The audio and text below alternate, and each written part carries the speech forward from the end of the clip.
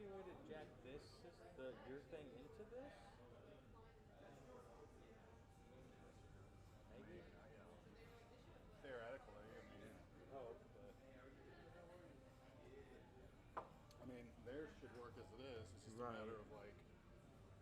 it's mic out. Really, if we could, I mean, worst case, if I could just use their mic, then that's, I think last time we were.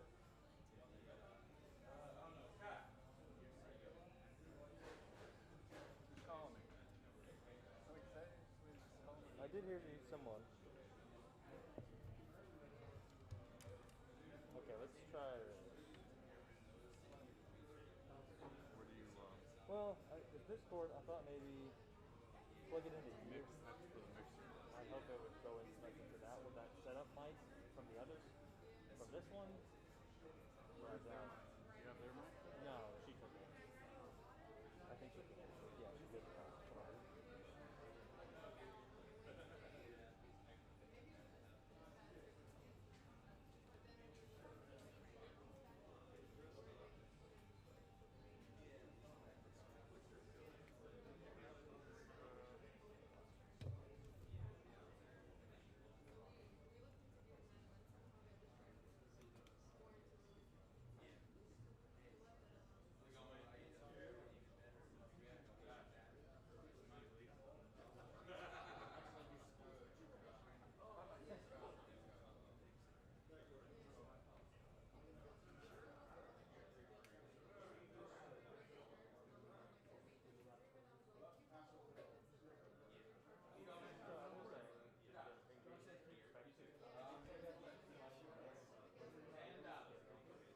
Would that affect the microphone?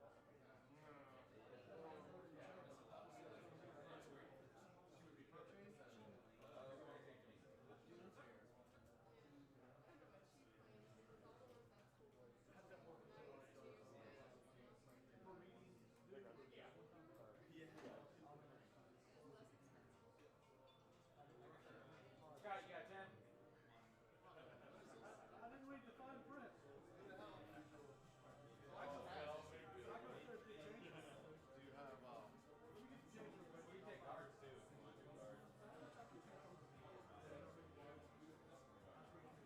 You've been around. Yeah, you're right. What's it again? Written in the house.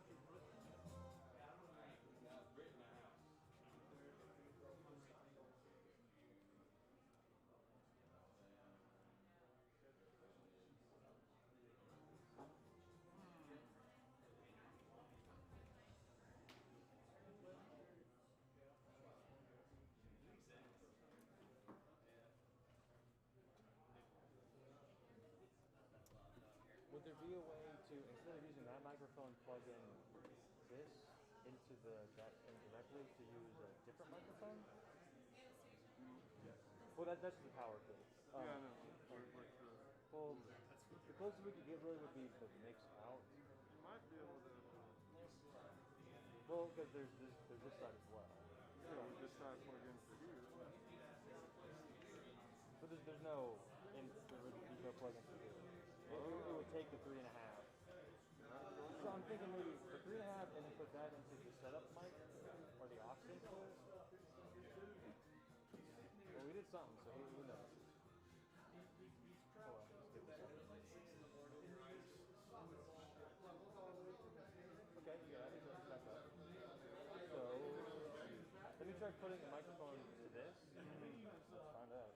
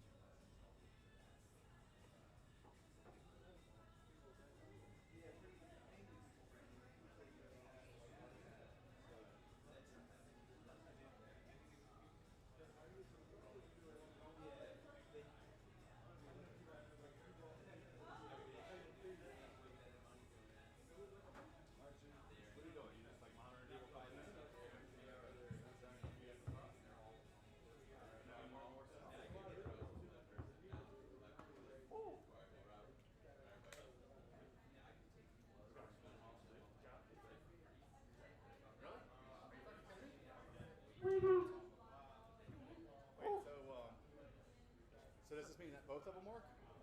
What do you mean? There's a microphone too, right? I didn't check the microphone. How does that thing plug in? So we put it. Surprisingly, it somehow worked. So we did the 3.5 jack on the back into the aux input on the aux on here, and then you hook up the like connect it, and then it's all good. Well, so then whatever's transmitting to this, work on that. I'll try. Yeah, can't hurt. We'll get one first, and then we'll go from there. Oh, yeah. Do you want me to put up the speakers? Do you want me to put up the speakers then, because it's coming through the top? Makes it fancier. Okay.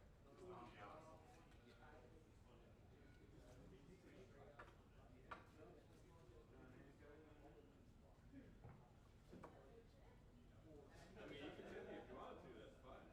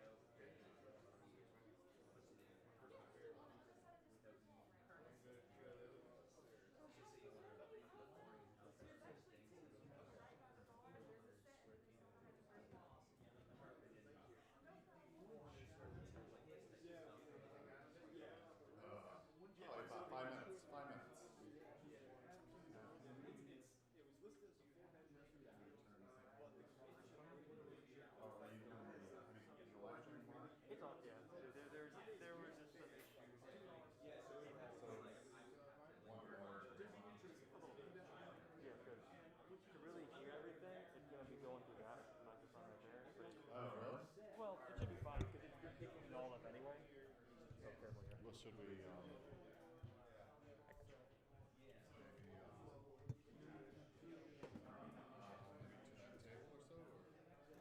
Nah, I can just turn it to the game on this. Okay. Because it was close. Actually, I think that's probably pretty good.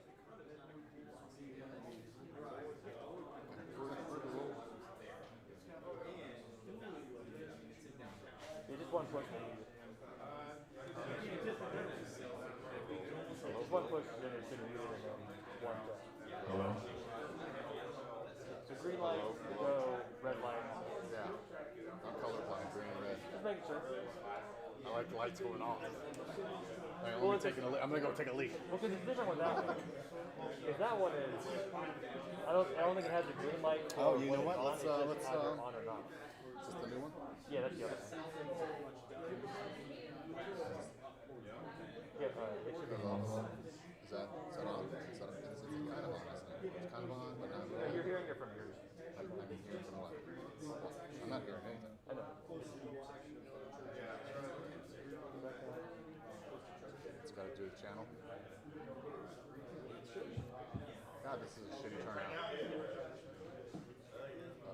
Hello? Bueller? Corona. With a line. With a line. Corona.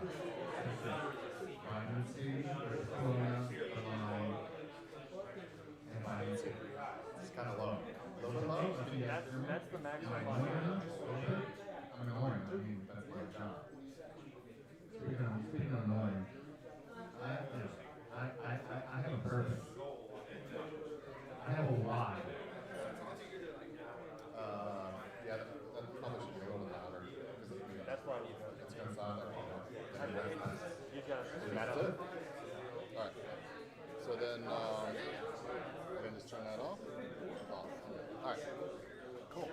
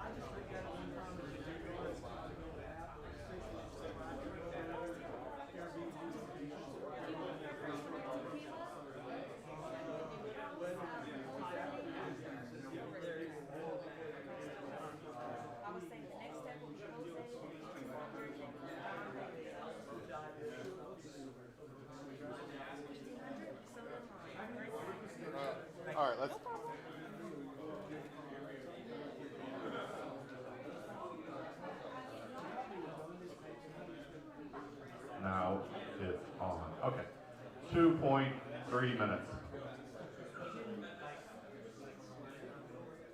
That's 140 seconds for you guys in real length.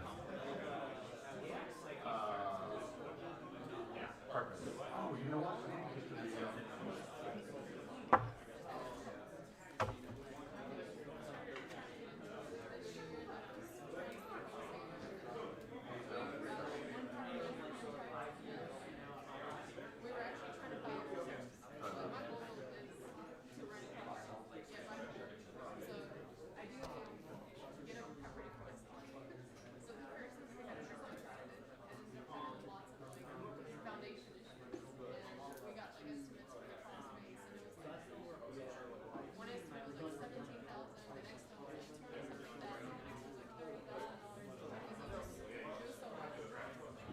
These are premium seats up front here. These are $100 each. So it's probably only 90 that you owe.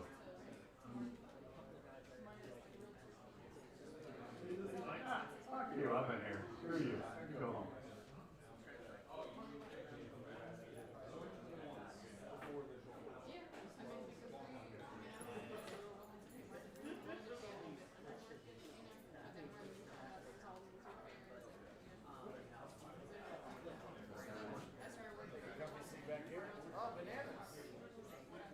I was hoping somebody would bring some of this.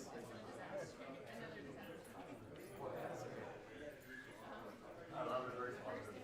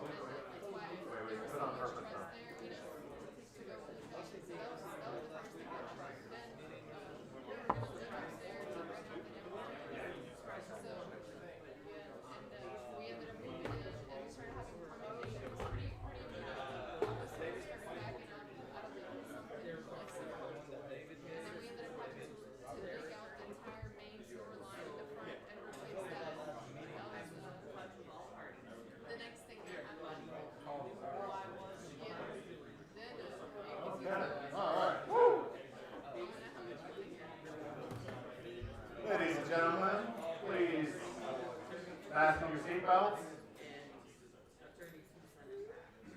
Put your trays in the upright container. I don't know. I haven't flown in a while. They make you wear a mask, right, when you fly? Fuck that.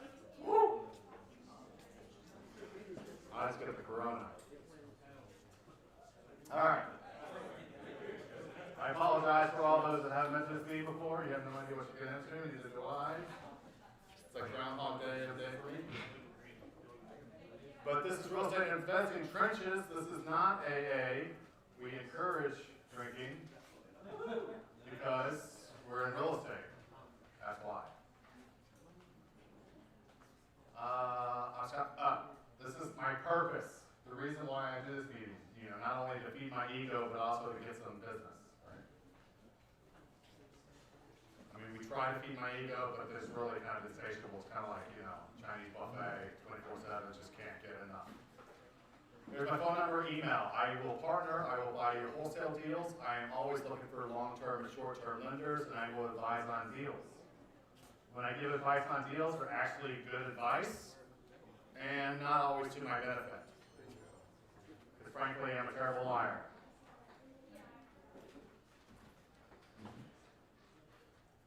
Got away with that one.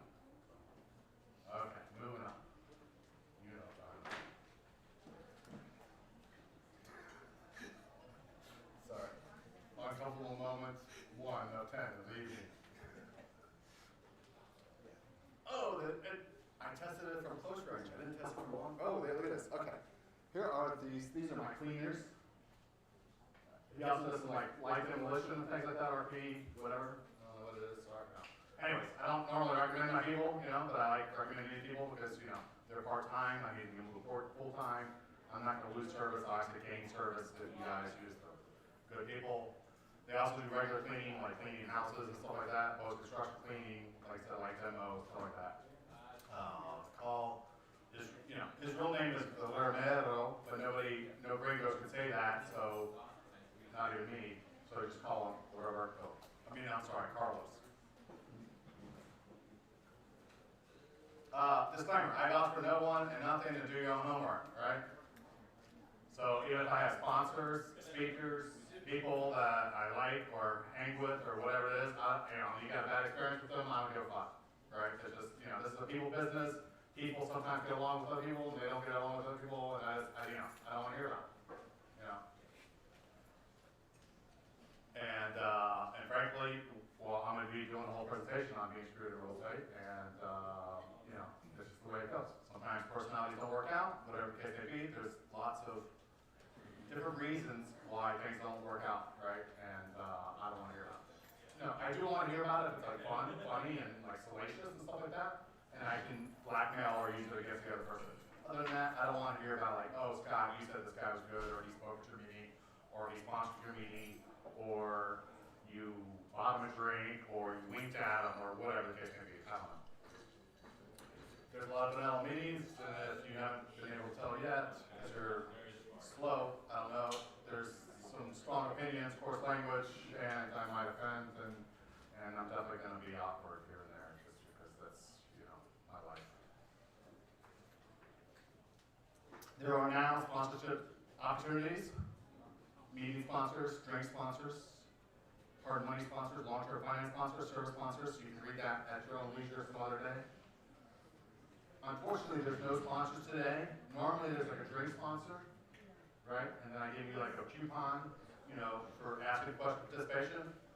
Because I'm such a nice and generous guy, I actually do have some coupons that I will be giving out. But also, I have some bananas.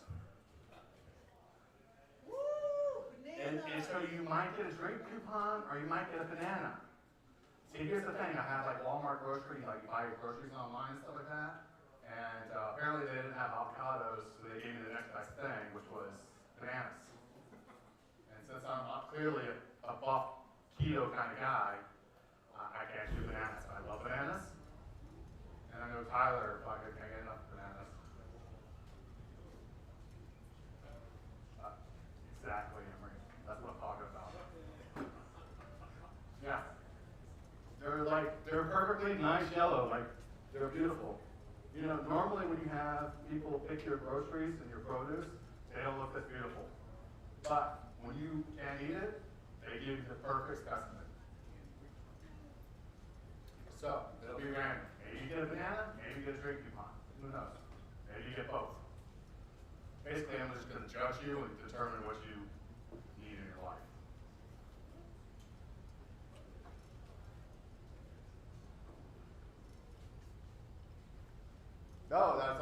Here we go. Trump the chump. That being me. I'm the chump. This is where you ask me questions and I give you a banana or a drink coupon, and I give you a confident, arrogant answer that sounds like it's remotely somewhat true. And so who would like to be the one to win a banana and ask a question? So you can ask anything. Real estate questions generally is kind of the idea here. I get questions. And this guy with the new beard, what is this? Not even November yet. You've got plenty of bananas. After court eviction process, there's a 10-day appeal time. Are we talking about foreclosures? No, eviction. Evictions, okay. Yeah, so there's a 10-day appeal time. Okay. After the 10 days, do you know if there's 30 days so they can move, or immediately you can get insurance? So, All right, so the question is, when you evict somebody, there's a 10-day appeal process before they do whatever the next thing is share. And then there's like 30, you're saying asking, is there a 30-day, so they can move? is there a 30-day process after they move? So, all right, so I don't know the answer to this because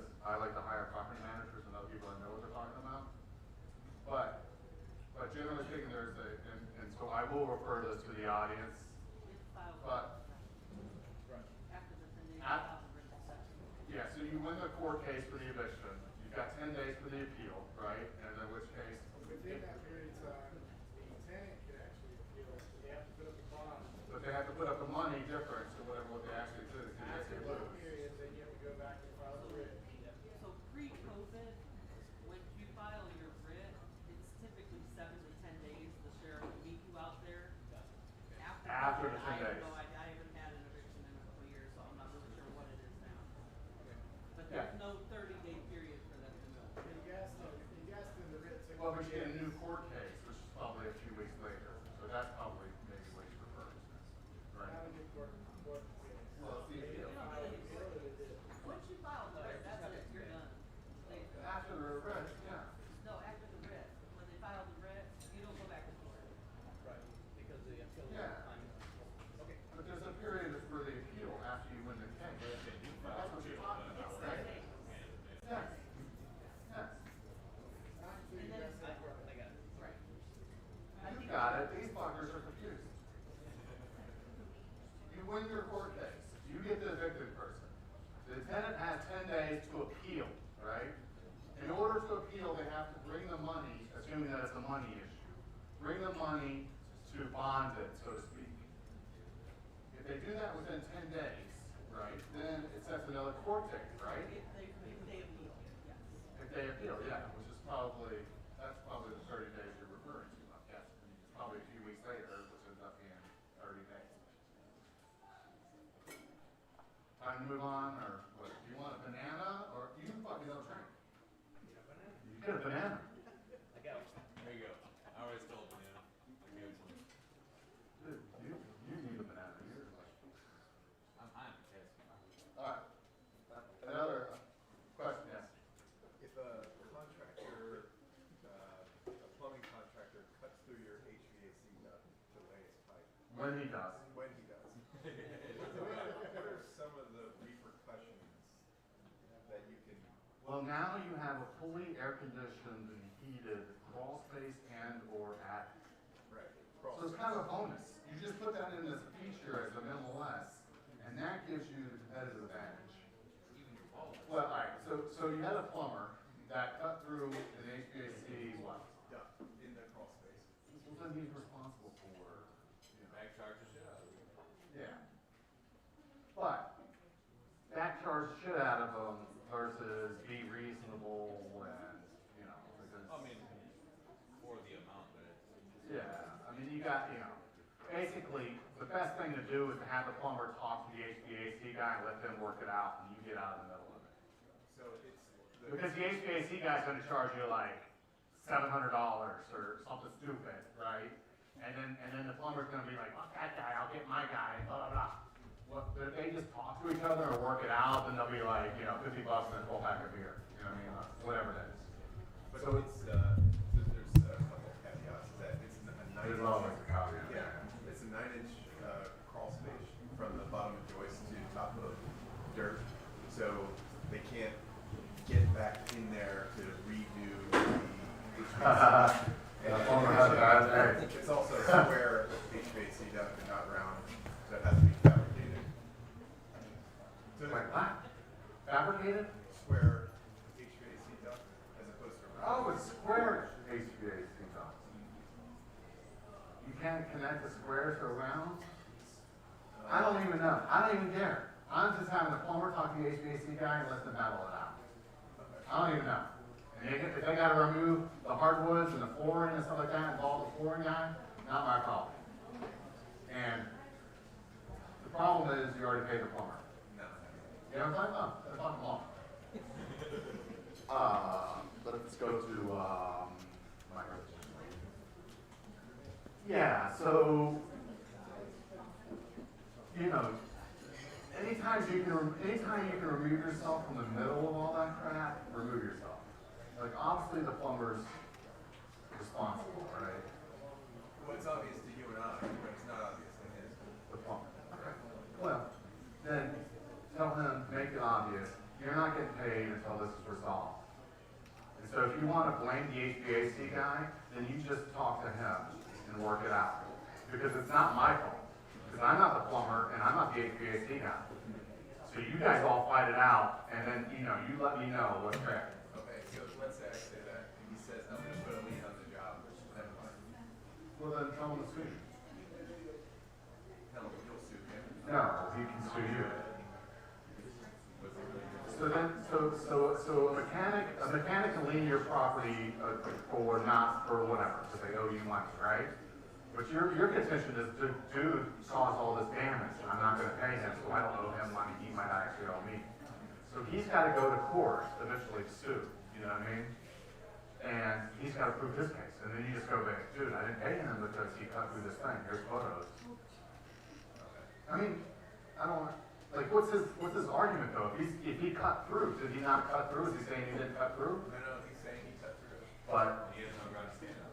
But was it an unforeseen condition? He's cutting through from the top, so he can't get through from the bottom? That he couldn't Yeah, see what's- anything? what's his argument though? Yeah. So I removed the subfloor so that Uh-huh. he could lay his pipe. Uh-huh. And instead of laying it on the outside of the HVAC duct and running it around it, he just cut right through it. So like he did like the easiest route he could.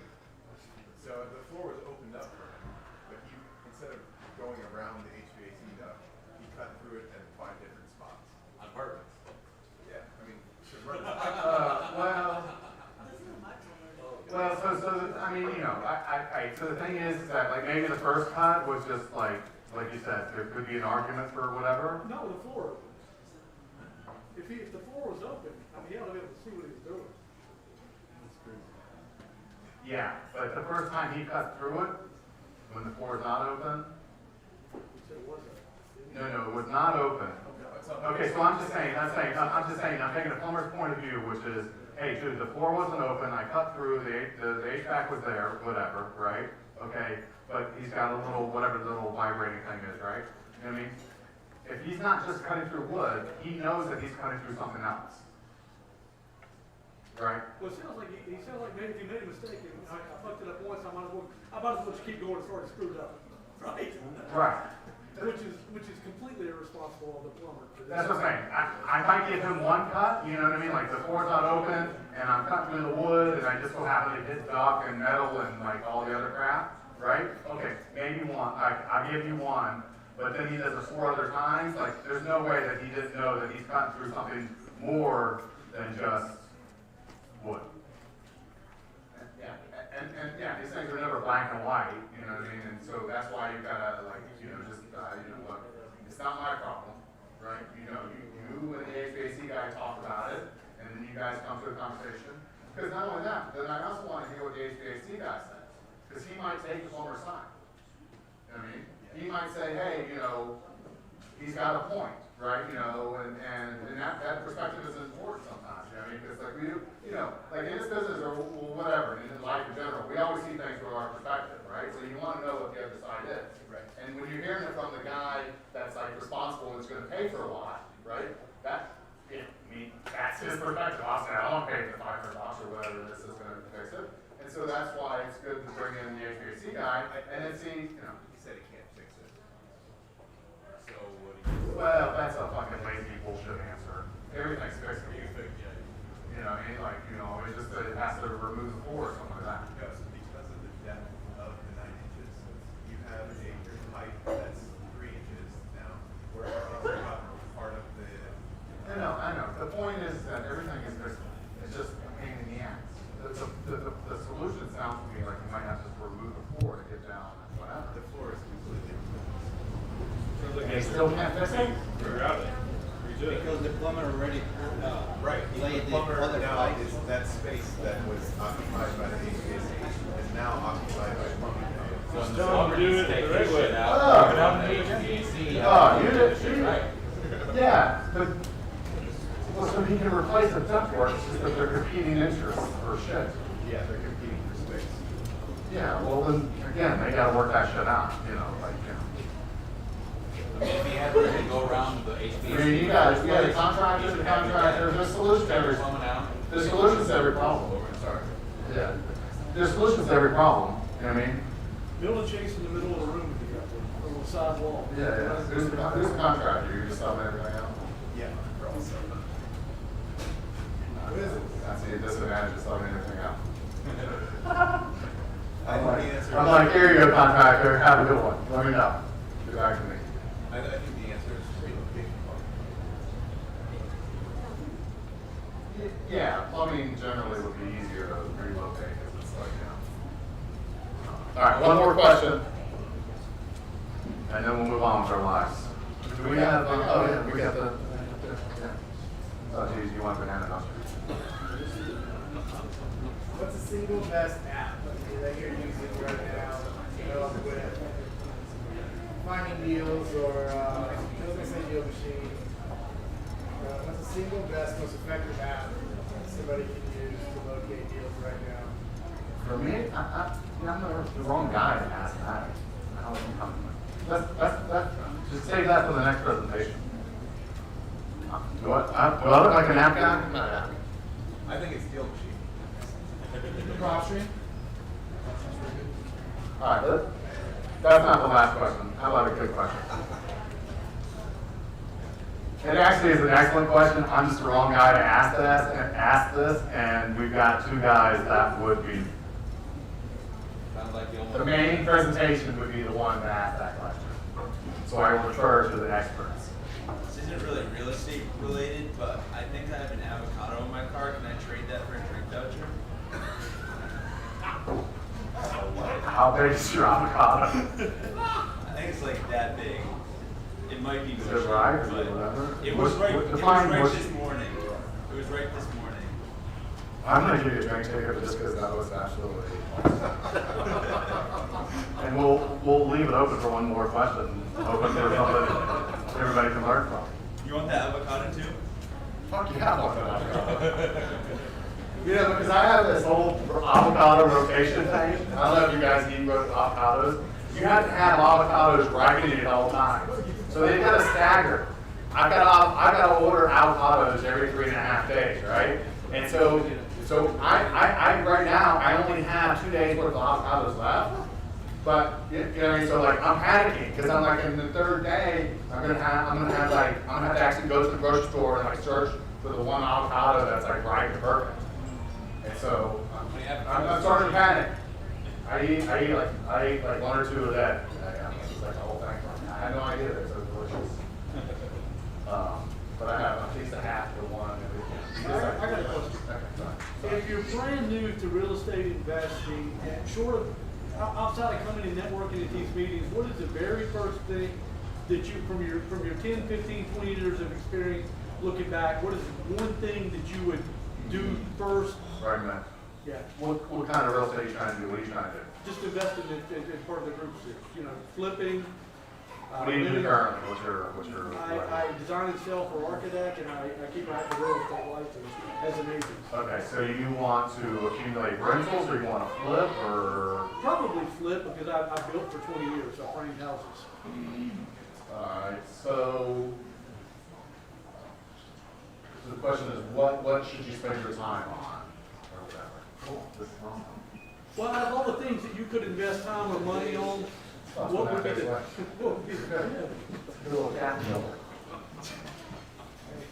What would? Out of all the things that you could spend your time and money on and attention and effort to get started in this business, where would you concentrate all that time and effort and money?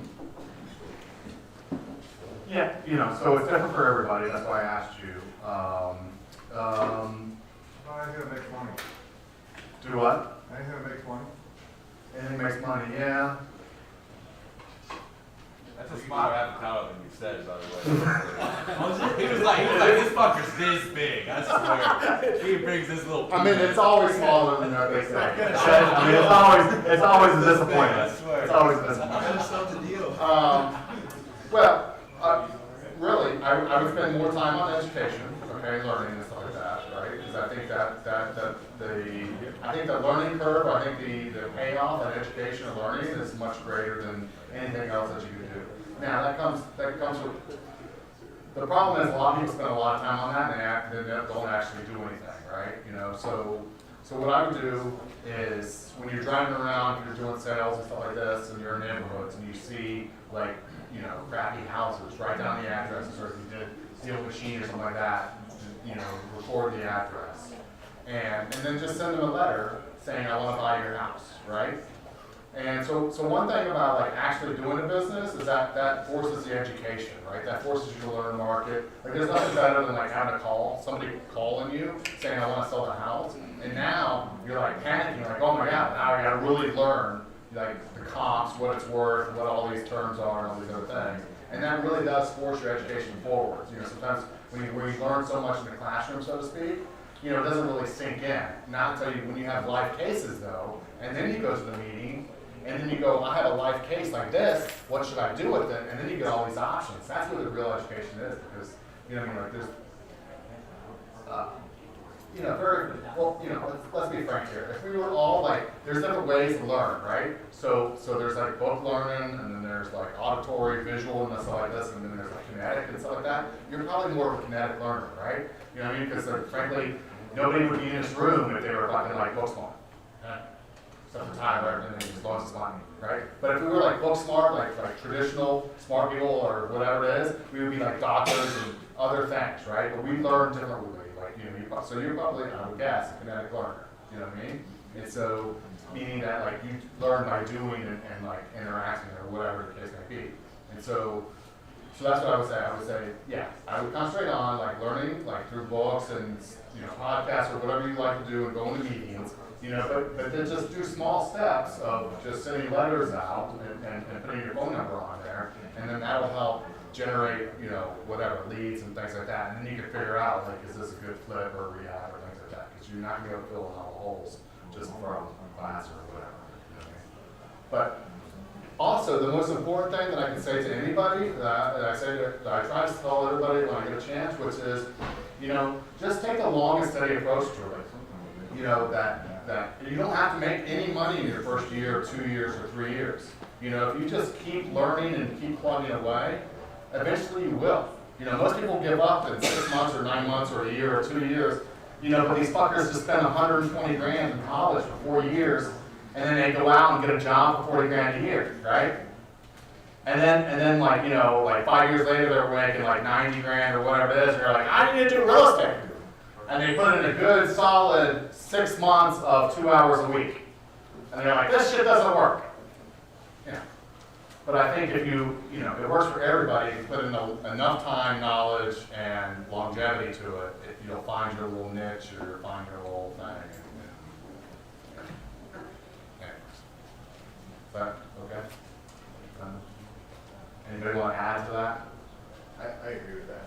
It's the long game. You have to go in understanding that it's the long game. You can't go in thinking you're going to be wealthy overnight. It's just it doesn't work that way. Yeah. It's just. It might work, and it worked for like, you know, people, a lot of guys on the internet. Like you see the stuff on the internet, and you're like, that's what entices you into getting into it. Yeah. But the reality is, it's the hardest thing you're ever going to do. Well, I think it's just the hardest because it's, you know, it's the consistency. I think the consistency is the hardest. Yeah. I think it's actually the easiest way to make shit ton of money. You know what I mean? You know, but you just have to do like a little bit of consistent effort on a long-term basis, and you're good. And trust me, there aren't that many smart people in real estate. I mean, because all the smart people went into all the other professions, and all the riffraff went into real estate, and they're killing it. And then we get to hire all the smart people. It's awesome. It's the best business ever. Except for Emory. Yeah. There's always exceptions to other rules. Alright, screw it in real estate. I like doing this presentation because it's so true. And a lot of new people, not like you, but there's other people that come into this profession from, you know, they realize that, you know, their mom told them to be an attorney or a doctor, and then they became an attorney or doctor or whatever the profession was, or a CPA, and then they realized how much it sucked. Because then they were working for all the people that made money and everything else like that. And they get into the real estate business, and then you're like, you know, I don't understand, Scott. Like, you know, I got into the business, and this guy screwed me out of all his money. I'm like, yeah, that's the way it is. This is like real estate's like street knowledge, right? So, this is what we all think of real estate, right? Well, this is what we think about life, right? Life in general is just a bunch of unicorns and ice cream cones with sprinkles and stuff like that. And when in reality, real estate is more like this, right? You know, You know that house needs a lot more work than it appears. There's a grim reaper. It's blah, blah, blah. And actually, if you think about it, you know, we're off on fallen sin. Adam and Eve, right, was actually a real estate deal gone bad. It was a lease violation, right? God said to what? Adam and Eve, hey, you can have paradise and chill and relax. Just don't eat the fruit of the tree, right?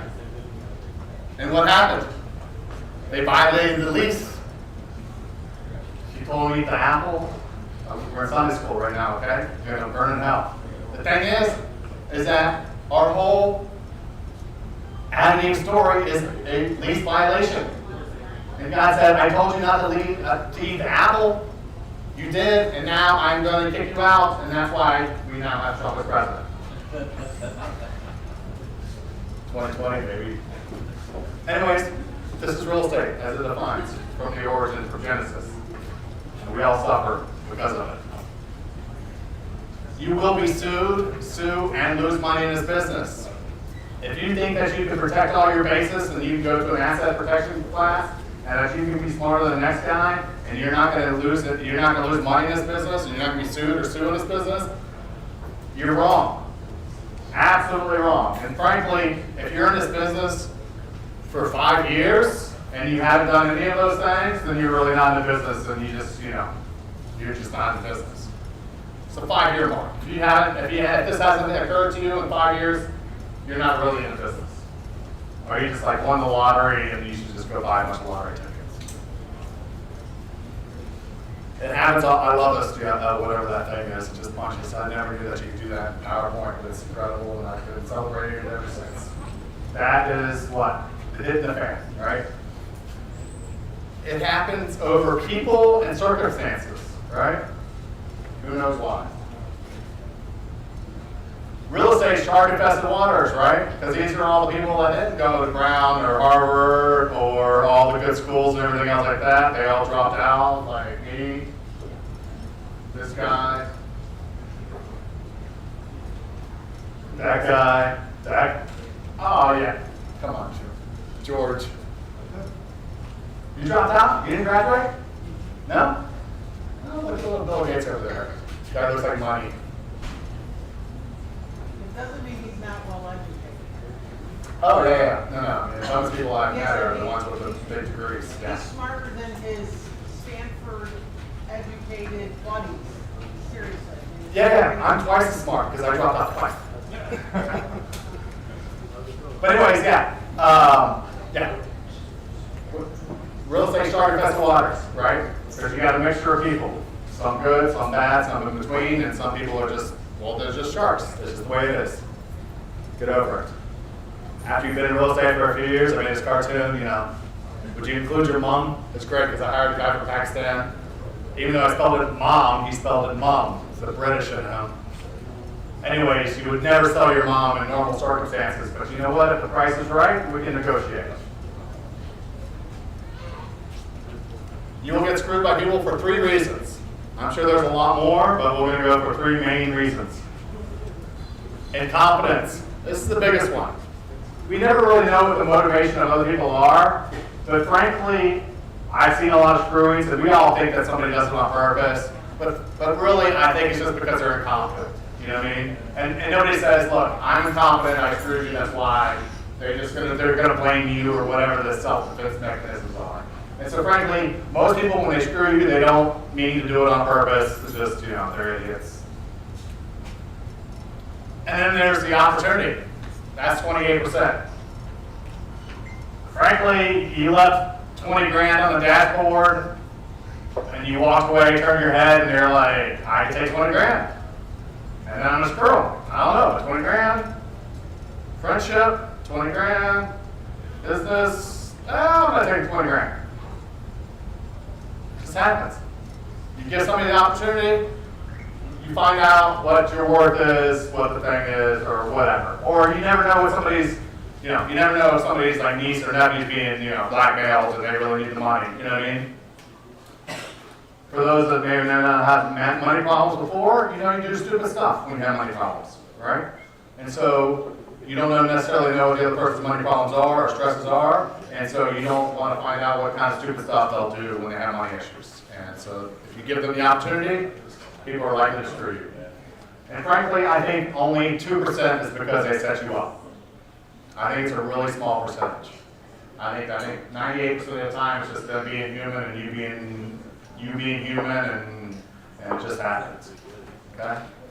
So give people, I recommend giving people the benefit of the doubt, but at the same time you need to take responsibility for yourself and realize that it's frankly just a matter of time before people disappoint you.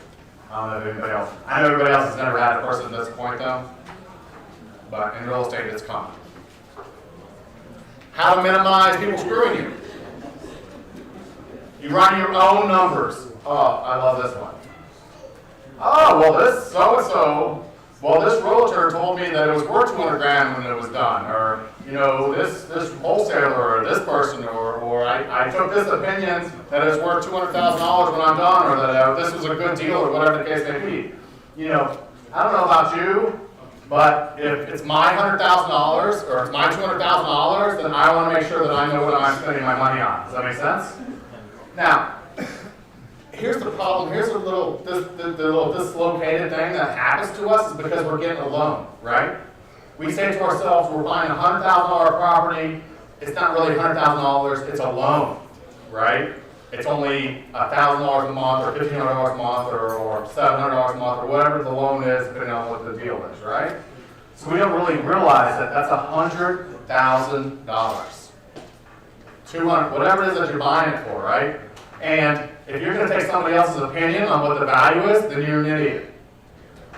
If you're going to use their numbers to make that buying decision, because frankly, when I go to the grocery store, when I used to go there, I sweat over the trash bags. You know what I mean? Like this trash bag is 1.8 cents per trash bag. And this trash bag, if I buy 430 of them, it's 1.3. And then I do the math division on the time value of money and how many trash bags I average per week and everything else like that, and I come to a conclusion 30 minutes later, right? Anybody else like that? Right? But when it comes down to buying a $100,000 house, fuck it. This guy said it's a good deal, right? So run your own numbers. It's your money. And if you don't think it's your money, you'll find out later that it's your money.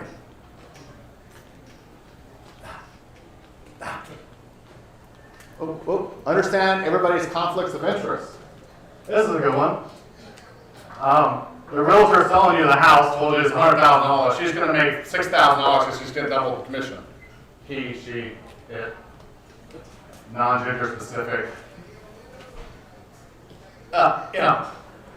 When people are making money off of your deals, realize what? It's binary. There's only two.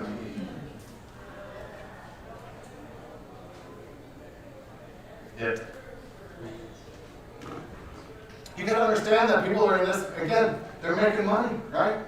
So if they're making money off of you, they don't give a fuck about you, really, right? They pretend like it. That's their job, to pretend like they like you, but they're making money off of you. And you got to realize that, they got a conflict of interest, okay? And so know that. And know that even for your friends. Like, see, here's the thing. As human beings, we rationalize whatever, right? So we can rationalize our friend making a bad decision because we're going to make a lot of money off of him. And we're not even going to think that we're giving him bad advice because we're screwed up in the head, right? That's what I'm saying. We're humans, okay? So understand that people may give you bad advice unintentionally because they're going to make money off of you. So understand conflicts of interest. And everybody in real estate has seen this shit go down in real time, in real life. Don't leave a pile of cash on the table. It's never on the table. Like, do you know what 20 grand looks like? 40 grand? Actually, you know what 40 grand looks like? It's disappointingly small, actually. Frankly, it's disappointingly small. It's about this it's really kind of... 200 grand fits in a brown paper bag shopping bag. Yeah, it's shockingly small. It's very disappointing. I'm surprised. Hang on. But yeah, if you give the opportunity with somebody with 20 grand or 40 grand, we're working with big numbers in this business, right? If you give somebody the opportunity to take that money, you know what I mean? It's a hard call. I'm telling you, you're not going to know what other people's pressures are. You don't know what You know, like their mom needs 20 grand for this life-saving operation. I don't know what it is. It's never that, you know, but it's a good deal on crack or something. I don't know. But don't give somebody the opportunity. Don't leave the money on the table and then trust somebody, even if you've known them forever. Secure all money, even yours, right? So if you do a real estate deal and you put money into a transaction, you should have a mortgage, even if it's your own deal. You always protect the money. The money is a separate entity from yourself. Does that make sense?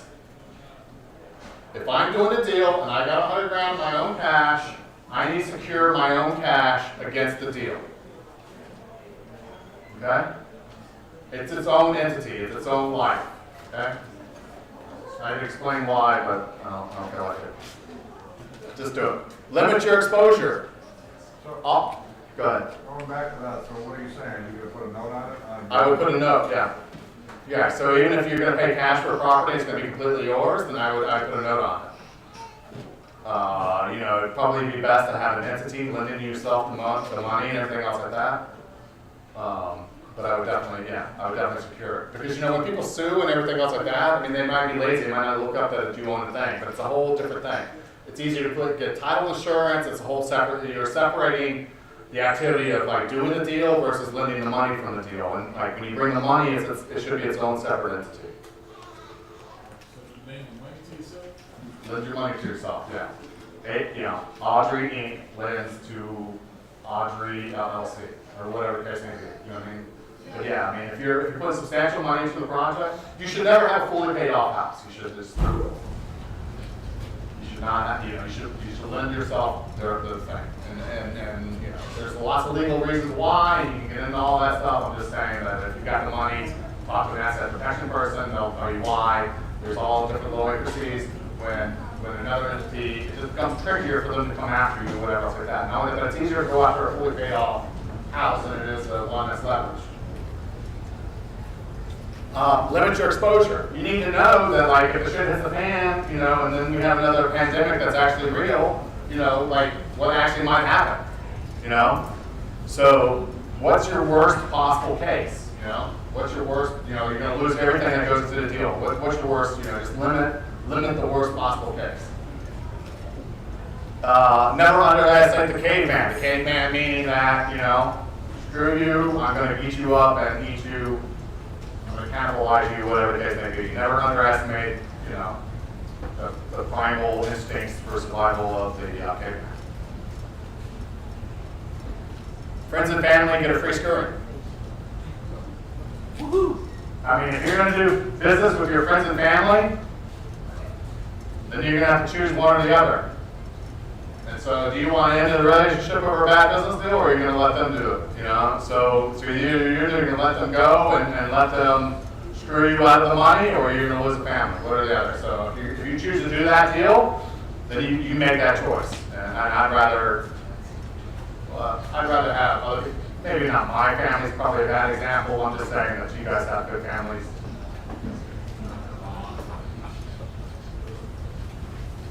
But you need to understand that things happen, and so you know you got to give your friends and family a lot of leeway, because at the end of the day, that's more important than the actual money. Deal stealers. You can do a single notary affidavit, aren't always effective anymore. Right? You used to be able to do like notarize, where you notarize your side of the contract. Does everybody know what I'm talking about with the affidavit? Basically, you put an affidavit on record saying that I've got a contract on their property, so you can't buy this property, right? So if you're under contract with somebody and you worry about like another somebody stealing a property from you, then you used to be back in the day with a single notarized affidavit saying that I've got a contract, and the lawyers weren't closed over that. Nowadays, they can close over that.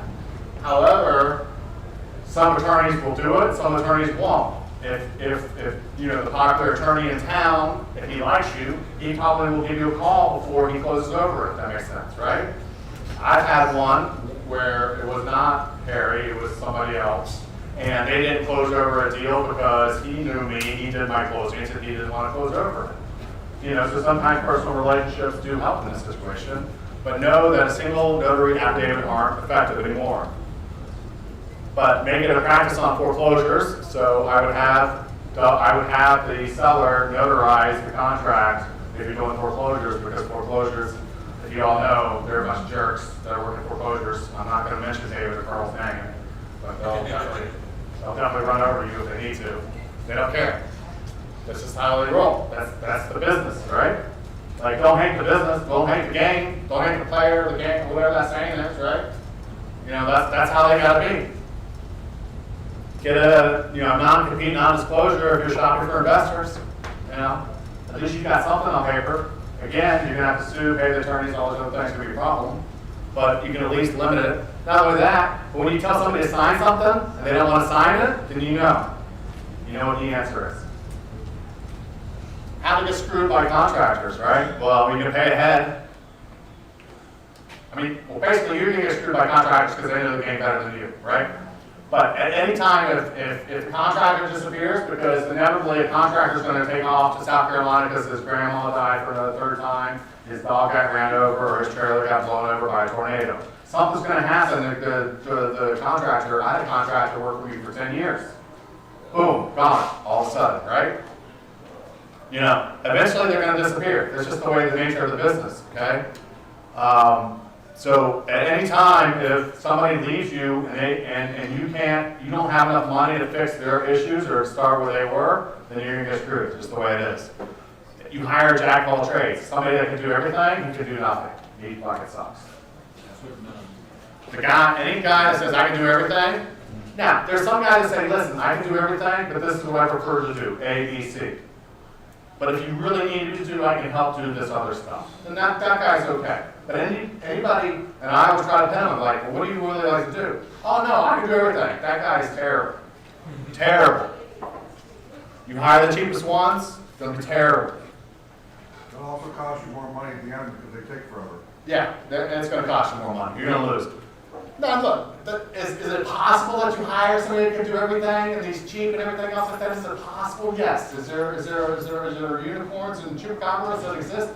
Yes, right? But it's rare. Because frankly, if the guy really could do that, and if he really was that inexpensive, you know what I mean, then he would increase his business, then he would move on with his life, then he would move on up the ladder. You know, so like if a guy moves into a new town and he has no stable of business, there is a Venn diagram with a really small hole where that guy works. But it's a very small hole and it just never works out. If you pay for materials, like if a guy can't afford to pay for materials, you know, and especially in this market, like, you know, are there contractors that aren't busy? Can they not find work, right? So if they don't have $500 or $1,000 to be able to pay for the materials and get to the job to do the work, then they're a disaster. Then you'll find out why they can't. And it's just really Russian roulette, you know what I mean? Like, yeah. Sometimes it's going to work out, and sometimes it's fine. And look, if the guy is whatever, for whatever reason, and a lot of times, here's what happens, is that they don't trust you as much as, you know what I mean? Like, they're like, dude, I'm not going to bring $1,000 materials because you haven't paid me anything, I don't need anything, I don't know anything about you. And there's been contractors that have been screwed by investors, right? And so I will tell them, so the best that I will do is that you show up on the job with the materials and the receipt, and I'll pay you right there at that moment. You know what I mean? So, or I'll meet them at, I don't even like to be in the Home Depot, I might in circumstances, because look, you know, meet in the Home Depot, they buy the materials, and then they turn around and return them or something. I don't even know. But if you show up on my job site, you start working, I'll immediately pay you and reimburse you for materials. That's the best that I can do. Because people do, you know, people go through shit. Golden rule of investors, the more gold someone has in real estate, the more paranoia they have. Right? If anybody's made money in this business, then they're the deal killers, right? If they actually know the business, they'll tell you the 10 or 12 different ways that this deal sucks and you're going to lose money on it, right? And that's just the way it is because they know, they've seen it all, right? And you as a new guy are like, oh no, don't worry about it, I'm going to make all this money. And so no, the more experience and money they have, the more rules and paranoia they have. Minimize the circumstances of screwing in the market. 1 year of personal expenses, 6 months of business expenses, protect the geese. I made a mistake, had a bunch of rentals in the downturn last time around, and I was eating the golden eggs that the properties were eating, or laying, or whatever. So you gotta keep the rental business separate from your flipping and all this other stuff. I figured that I would have another flip or another wholesale or whatever the case may be and catch up my rentals, and then it didn't happen. Long story, well, not a long story, but shitty story, I don't wanna get into it. But protect the geese, right? So you got good rentals, you got good income things, then you gotta protect that, right? Because long term, that's where your money is. Anticipate downturns, and be ready for shocks. And this is what I've been saying for years, and now I'm a fucking genius, right? Because now I'm under COVID, right? I said, we don't have to worry about the crash until 2023, 2024. I think that's been extended now. We don't have to worry about a crash or anything else like that. What we have to worry about is some sort of unforeseen short-term shock. I was thinking like a terrorist attack or something like that. So I figured, we might have, the unforeseen thing, like the cycle, whatever, we can kind of see the cycle coming and going, right? If you're in real estate, you can kind of see the cycle coming and going. But what we can't see is the unforeseen weird thing, right? Like fucking Corona, right? I know it's a lot of nobody seen like, airplanes going into the Twin Towers, right? So stuff like that's got to be ready for the shocks, and generally it's 6 months to a year, right? 6 months to a year. And one-way street cash. I always think about this Chinese buffet that's on Tryon Street in Sugar Creek. Chinese buffet did excellent for 40 years, right? And all of a sudden, Chinese buffet, no good, no bueno, right? Now it's a Salvadoran restaurant, and I always think to myself, well, they took all this good money. At what point do they stop giving good money after bad money, right? And so you gotta have some sort of rules, and you gotta set the rules beforehand of how much money you're gonna sink into a losing venture, real estate, or whatever the case may be. In other words, you gotta protect the geese. And you have to set up those rules for yourself ahead of time of what you're gonna be able to do. So I'll take the rent money to live off of for 1 month, but I won't do it for 2 months. I'll do it for a month and a half, but not 3 months, or whatever the case is. Because when you have to make those decisions when you're financially pinched, you make poor decisions. Does that make sense? Minimize lawsuits. LOL, corporations and land trusts. This land trust bullshit's got to stop, okay? I don't know about you guys, but most attorneys are going to sue people, right? They're looking at the thing, and they tripped and falled on your land trust house. What are they thinking? Who owns land trusts? People with fucking money. Yeah, the Kennedys. Okay? They're like, oh, you understand it's in a land trust. It's only da. If I'm a new attorney, right, and I take a triple fall case and I see a land trust, I'm thinking these are the fucking Kennedys. I'm going to dig deeper. Because only rich people have land trusts. Frankly, there's 2 people that have land trusts. There's broke poor people that went to a seminar, and there's a fucking load of Kennedys. Okay? Lawyers, when they go to law school, they're not familiar with those broke people that went to the seminar to learn about land trusts. So they think you're the fucking Kennedys. Okay?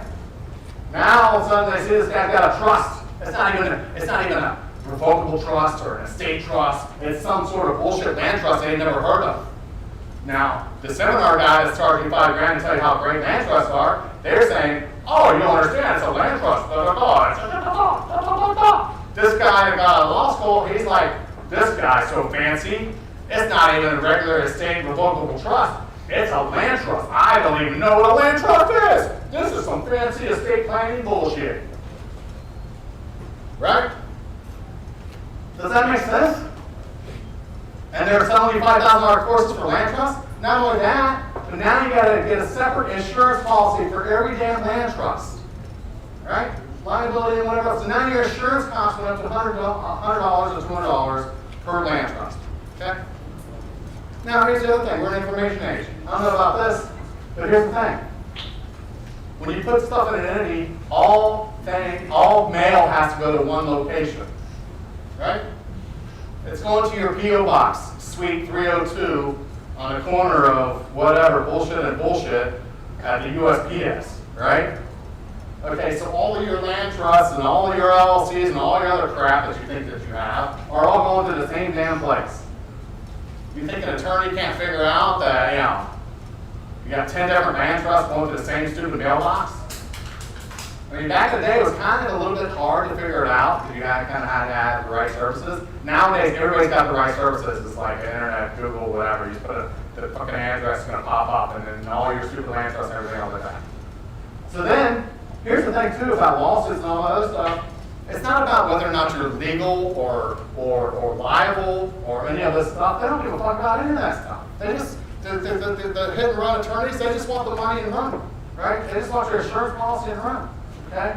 You know, so they're just gonna go, after the insurance money or whatever else like this, you know? Or they're gonna see, you know, this guy's a Kennedy, I don't know. But land trusts aren't going to protect you from anything. They're going to just go ahead and subpoena whatever your trust records are, your bank statements, make sure you didn't commingle all this stuff and do all this stuff. I'm sorry, now I know what the point was that I was getting to. What's your actual liability and all this other stuff doesn't matter. It's the attorney's fees. You know what I mean? Like, you're right, but you get to pay the attorney fees 50 grand to 25 grand to determine that you're right.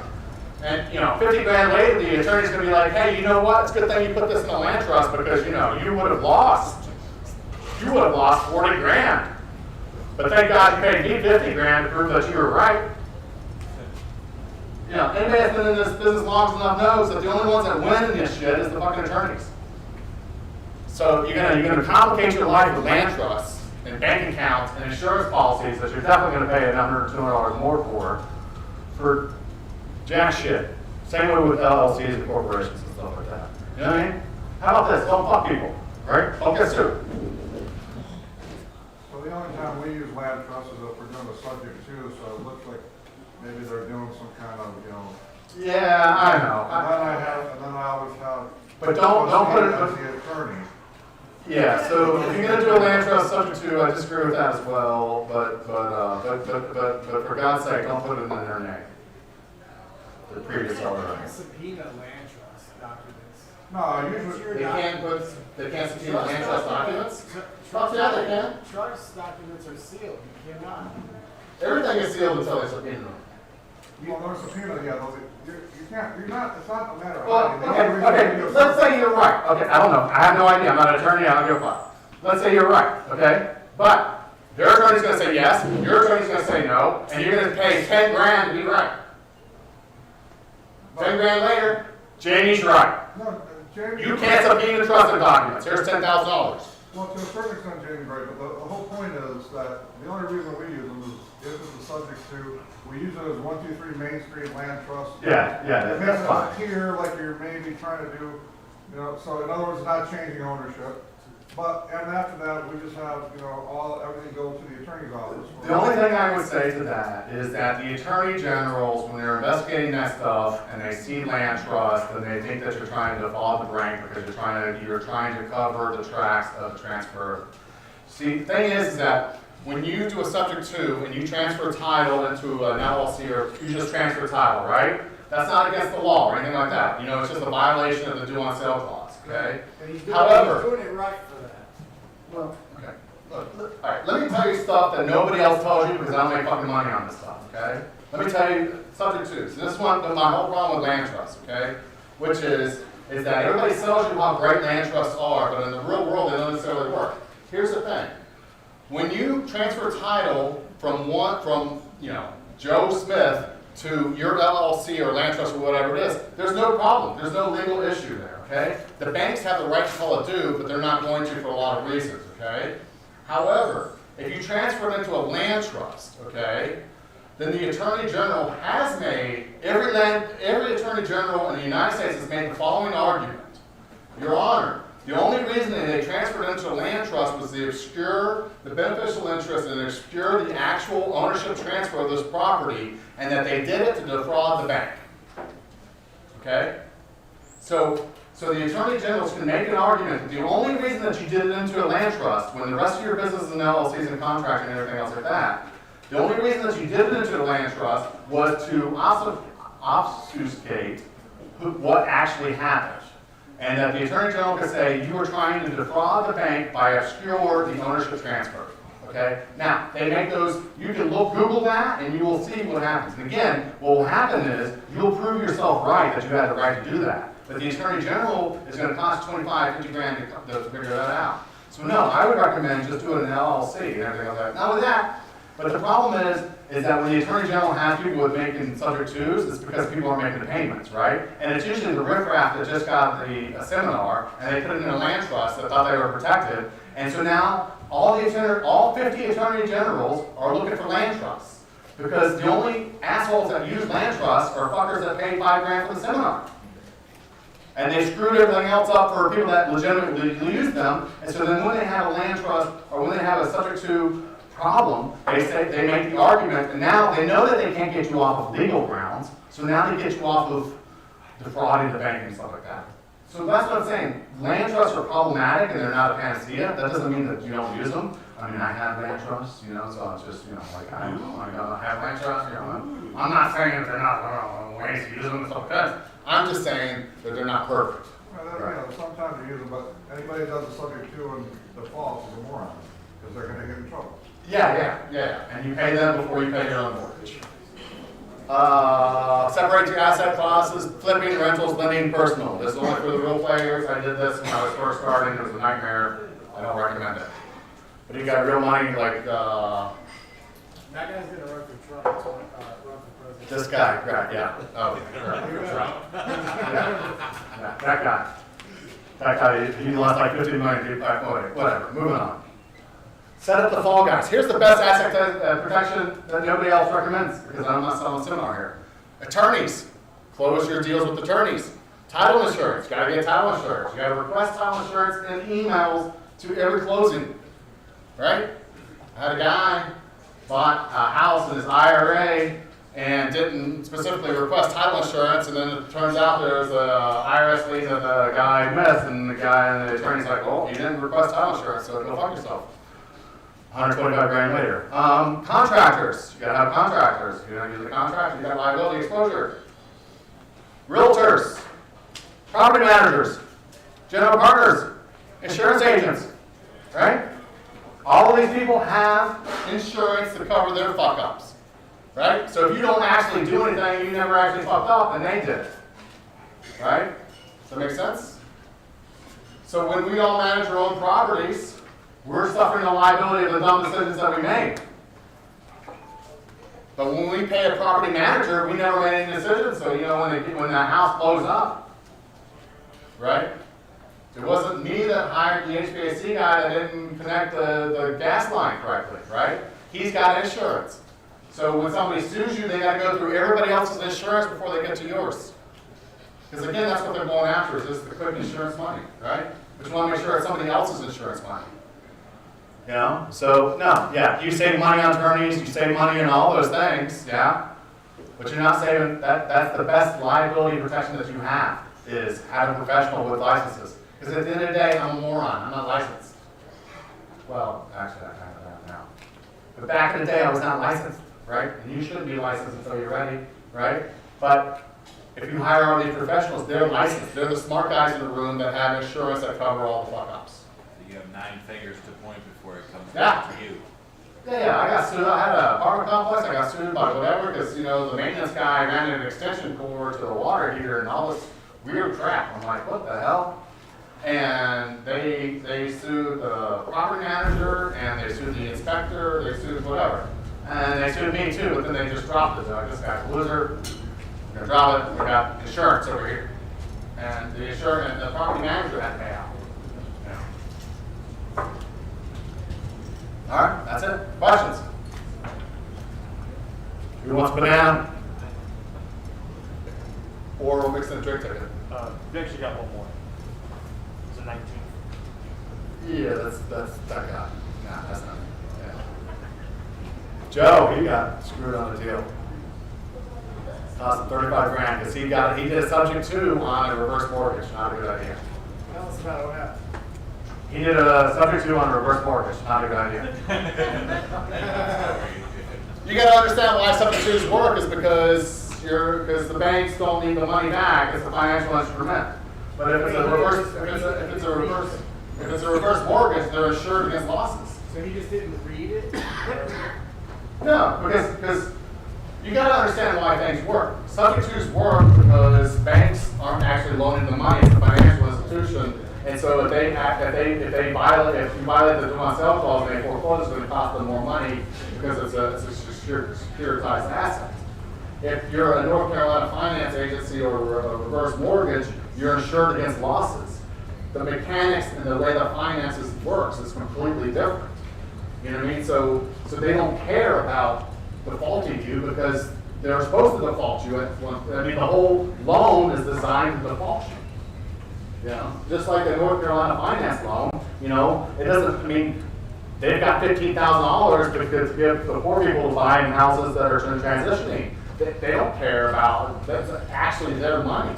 They can default you because they want the homeowners in there, so it matters to them. So yeah, so if you do subject to with not understanding why it works, then you're subject to, you know, being screwed. Yeah, so don't do reverse mortgages because they're designed to lose money.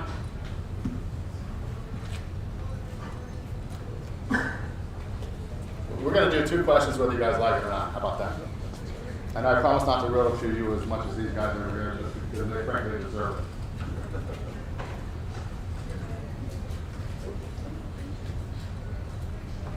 All right, we're moving down to dumb questions. Who's got a dumb question? All right, how much would you like this avocado? You know, I'm flexible. That was a really dumb question. We're not What was it?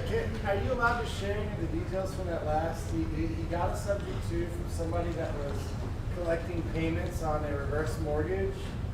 So they Sherry signed tells, a yeah, he did a whole presentation. So what happened is that Joe, does everybody know what a reverse mortgage is? When old people have equity in their house, right? And then they take out the equity in their house.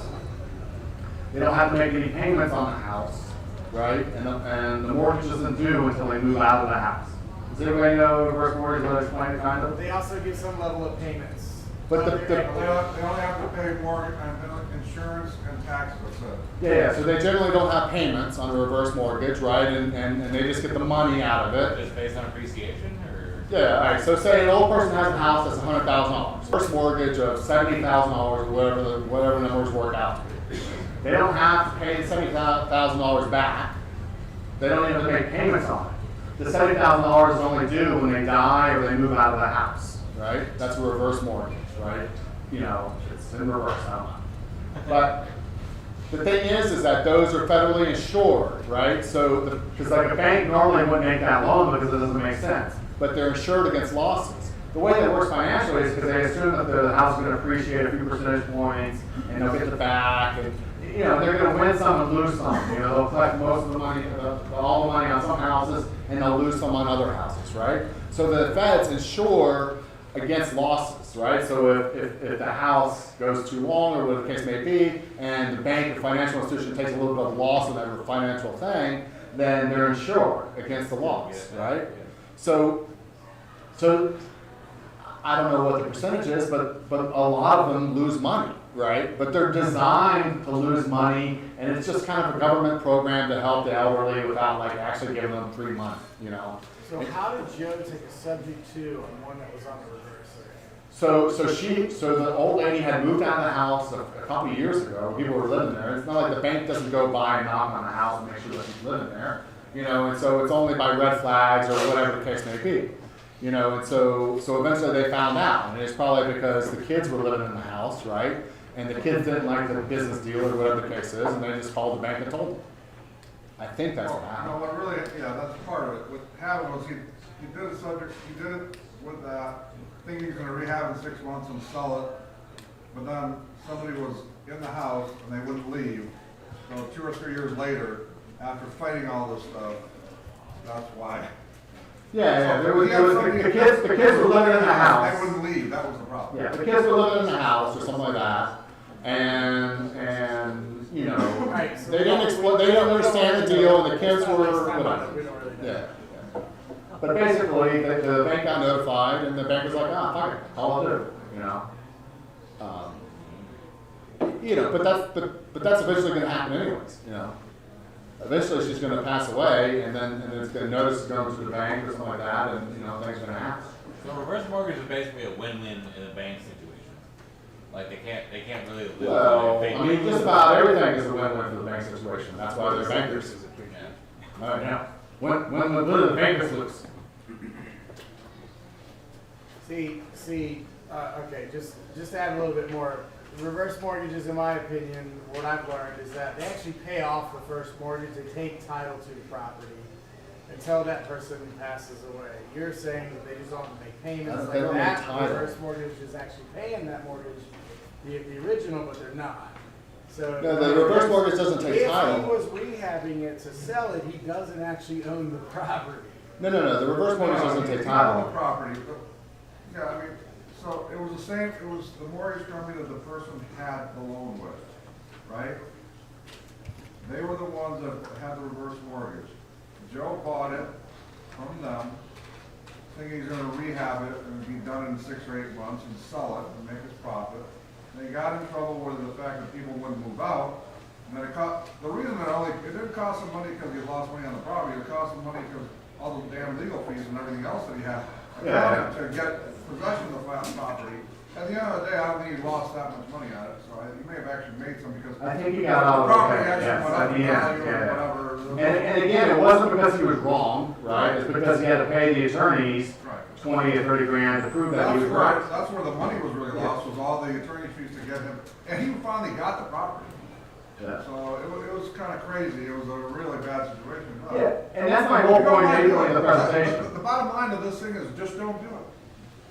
Don't Yeah, ever reverse- get a reverse mortgage, don't take it subject to. Well, I would say never say never, but Yeah. you gotta know what the risk is. Like with anything else, you gotta know what the risk is. It's gonna be covered. And the thing is that, that's my whole point of the presentation for the most part, is that it's not about being right or wrong, it's about how much attorney's fees do you have to prove either way, right? Well, wait, so what he did, where he went wrong, just to finish this, he took over subject to that he had to put a lot of money into because he didn't have a clear title.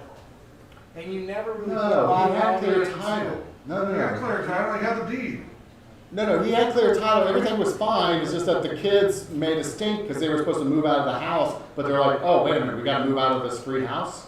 So You know. think about it this way, he's gotta still pay all these taxes, he's gotta pay all the, insurance, then he's gotta fight with them in court and pay legal fees to get them out. So he was still the owner of the property because the deed said that he was. So it was, and at the end of the day, he had to, went to court, Why and they can't you ruled just his evict way. somebody at that point for just not having a lease? I mean, I've purchased a number of properties where, kids and whatever were the estate, grantees were living there, and if they didn't have a lease, then they didn't have a lease, it's probably eviction. I mean, that's. Listen, I don't know all the fine details of Yeah, why yeah, it took so yeah. long, but I know what you're talking about, because we bought a property, and, the owners were gone, they had a family, it took us 6 months to get them out, because they were masters at, and that's the other thing, that's what I remember now that I saw that. I remember Joe saying that they were really good at avoiding getting served, Yeah. so that was part of the problem. Mom's down in Florida, she makes a deal, the kids theoretically are on board, but then they change their mind, they realize that they can extend and do and change the deal and whatever, They they're go gonna have to for the go. judge, and then they. They've got seller's remorse or whatever the case may be, and they don't wanna move out of a free house, they're gonna have to go move into a house and pay rent. And, mom's benefiting here, but the kids aren't, and blah, blah, blah, and then you got freeloaders, and you got all the, yeah, so it was a clean deal, but, there's exposure, and it was miscalculated exposure. If you close on a deal that's occupied, there's all these lessons that we all learn, and sometimes we learn these lessons a couple of times, you know what I mean? And it's just, so no, would I say never close on a reverse mortgage? No, but there's risks. Would I never ever close on a occupied house? No, but there's risks. And all these things are, you've got to calculate, and sometimes you miscalculate, and, you got to shoot your shot sometimes. But at the end of the day, you can always be right, but it's going to cost you a whole bunch of money to prove that you're right. And Joe was right, and he won. 6 months later, and 30 grand in attorney's fees later, right? Meanwhile, he's paying the attorneys, taxes, and the mortgage is accumulating, and then the bank finds out, so it becomes a cluster, And so yeah, we can all be right, but who can afford to be right? The end. go take your bio break in your non-gender specific bathrooms, and then we'll have the main entree, which I'm kind of excited about, frankly. The bathrooms have it says male and man and women's restroom. You can go wherever you If that's what it says. I mean, this one looks more like a man's bathroom down here. Wait, over here to the left, I don't know.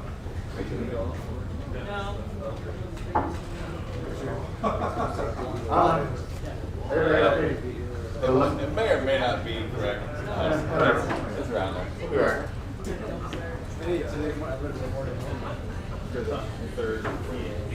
You're following the tail end.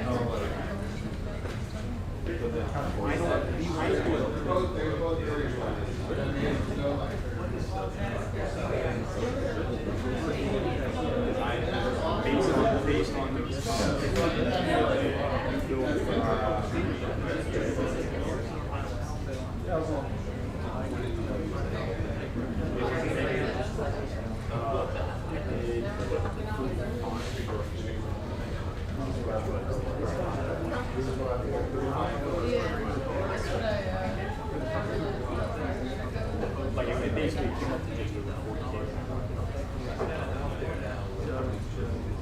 It's like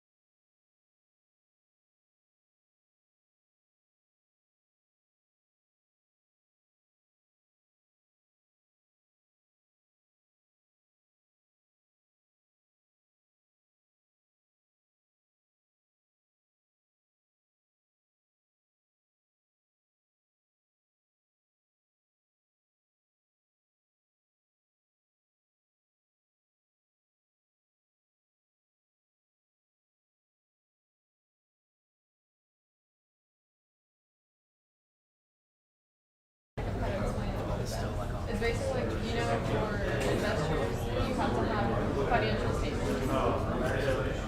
And there's different, not just like the regular 10K or 10K or there's, I don't know if you know, like the financial statements when there's like a important announcement going on. So we're doing like 2015, 2016, 2017, 18, 19, we're doing back years. We're meeting what the company would have looked like had it been like separated.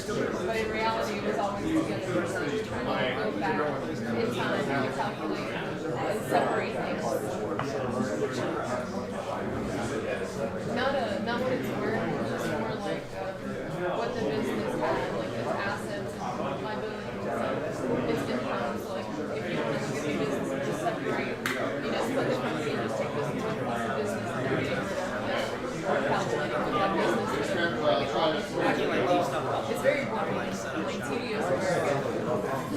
Yeah, pretty much.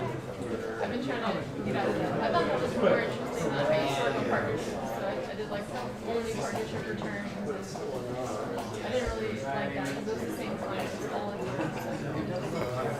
The same thing, kind of. And then I figured, I just didn't like sitting at a desk for so long. It's not like 8 hours, you know. It was sometimes 12 hours, or 13, 14 hours where I'm sitting at a desk all day.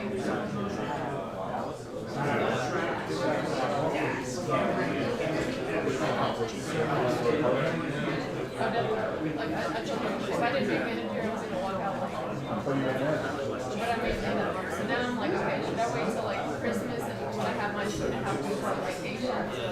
So like, I don't know. I'm just trying to see honestly like how long the salary or hire more properties, all the income, you know, and then kind of walk away with it.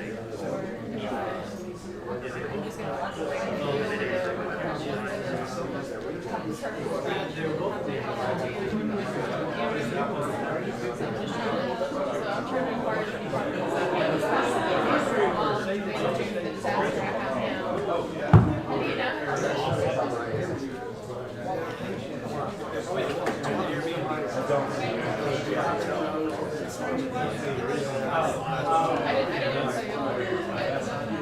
but so the Thanksgiving line is like the first big week after the zero contract.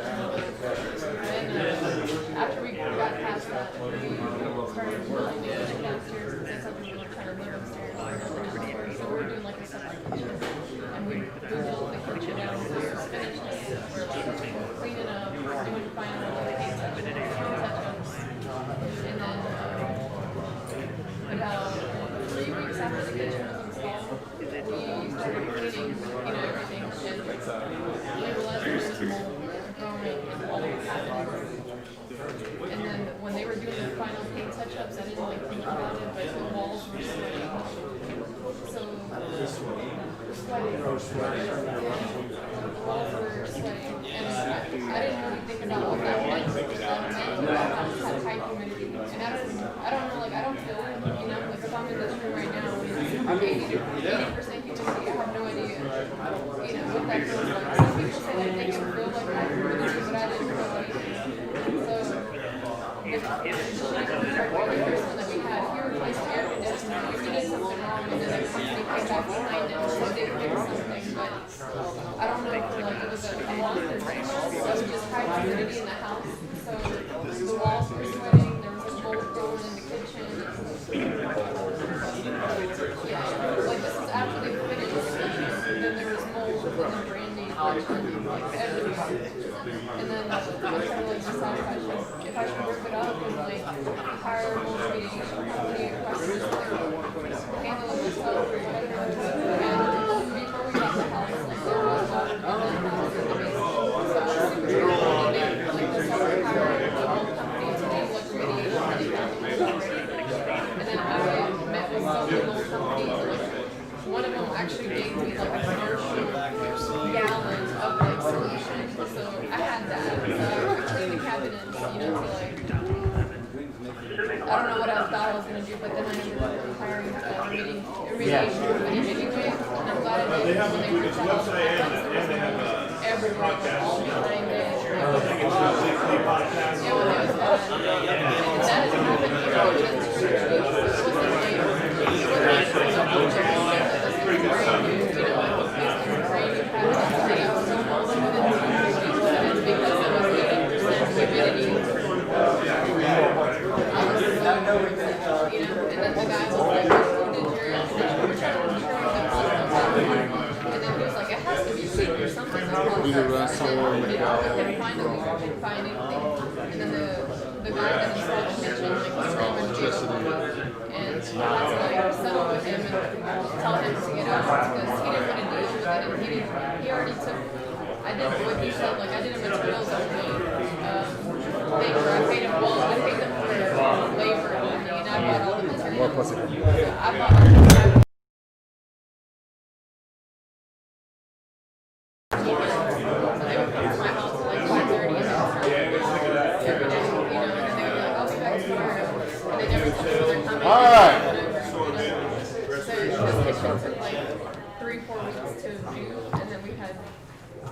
All right, ladies and gentlemen. Watch out for this. Tonight, we have Peter Russell A mess. and Miguel Roman. Woo, woo, woo!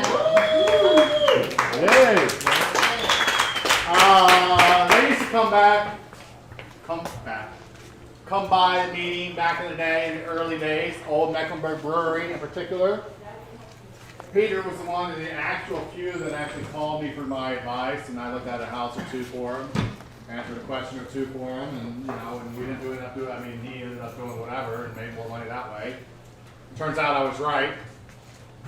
I'm just saying that I had no idea. but then poof, disappeared. And then he reappears on the radar because one of my partners, contractor guys, working for them, doing little inspections because he likes to pick up pennies on the way to dollars. Frustrates the shit out of me. And so, but he was doing a little some work for them, and then I think Bowman referred me to you guys, and they're like, hey, these guys, they're knocking it out of the park. And I'm like, who? Peter Russell, do you know him? I'm like, fucking that guy? Yeah, I know him. Anyways, now they're back and killing it. They were at Red Adventure selling electricity, hawking power, cutting old ladies' power off, stuff like that, So now we know how to get their list. And they were like, this sucks. I mean, I'm not a fan of old ladies, but but this sucks. Being on the phones, doing all this stuff, working hard. I might as well wake up at 4:30 in the morning, put out some bandit signs, and figure out this real estate thing. And sure enough, they figured it out big time. And they did gazillions and gazillions last year, and they're going to do gazillions and gazillions this year. And they didn't even bother looking at houses. And they obviously don't bother dressing well, because they're not used to it. Maybe this is the millennial style, They got the millennial thing going on, using computers and stuff, and haircuts. Buying houses and haircuts, yeah. But now they're killing it. Now they're gonna give back to the community, so to speak, and let us know what they're doing, because they ain't afraid of competition. So welcome, Peter and Miguel. Thank you. Of course. Well, we hope we're as entertaining as you were, Scott.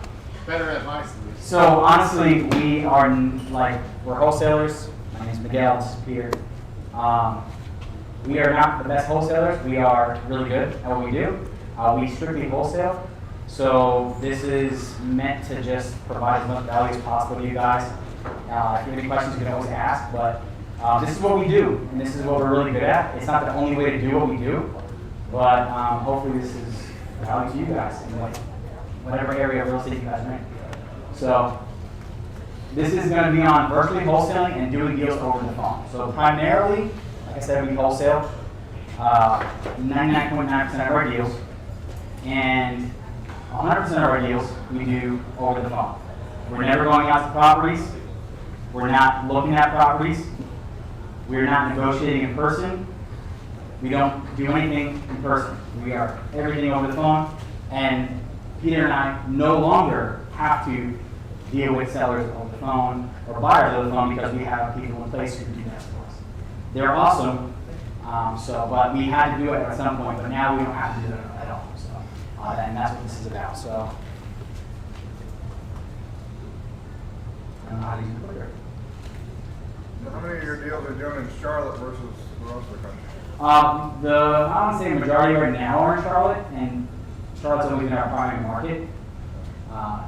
It's always going to be easier to virtually, or I say virtually wholesale in Charlotte because we don't go out to appointments or do anything in person in Charlotte either. We do it over the phone. But because it's our primary market, we're going to do more deals here and in surrounding areas than anywhere else. So, probably like 70%. Yeah. Just because we're more comfortable with this market than the other market. And that's where we started too, but probably 70% of it. Well, that's great news. I was hoping it would be that way opposed to the other. Yeah, Charlotte's a great market. I mean, for wholesale specifically, it's amazing.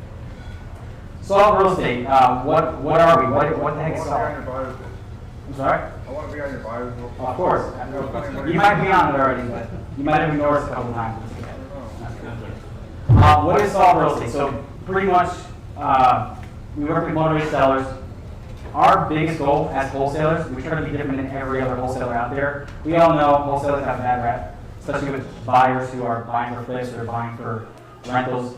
We know a handful of wholesalers who do well, and then there's like 85% who are like every other wholesaler out there.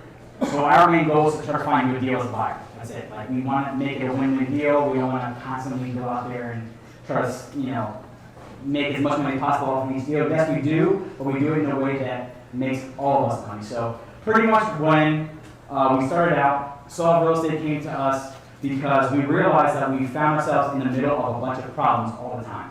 Every seller we worked with had a problem. And it was annoying at first until we realized that when we became the solution to that problem, we got paid a lot of money.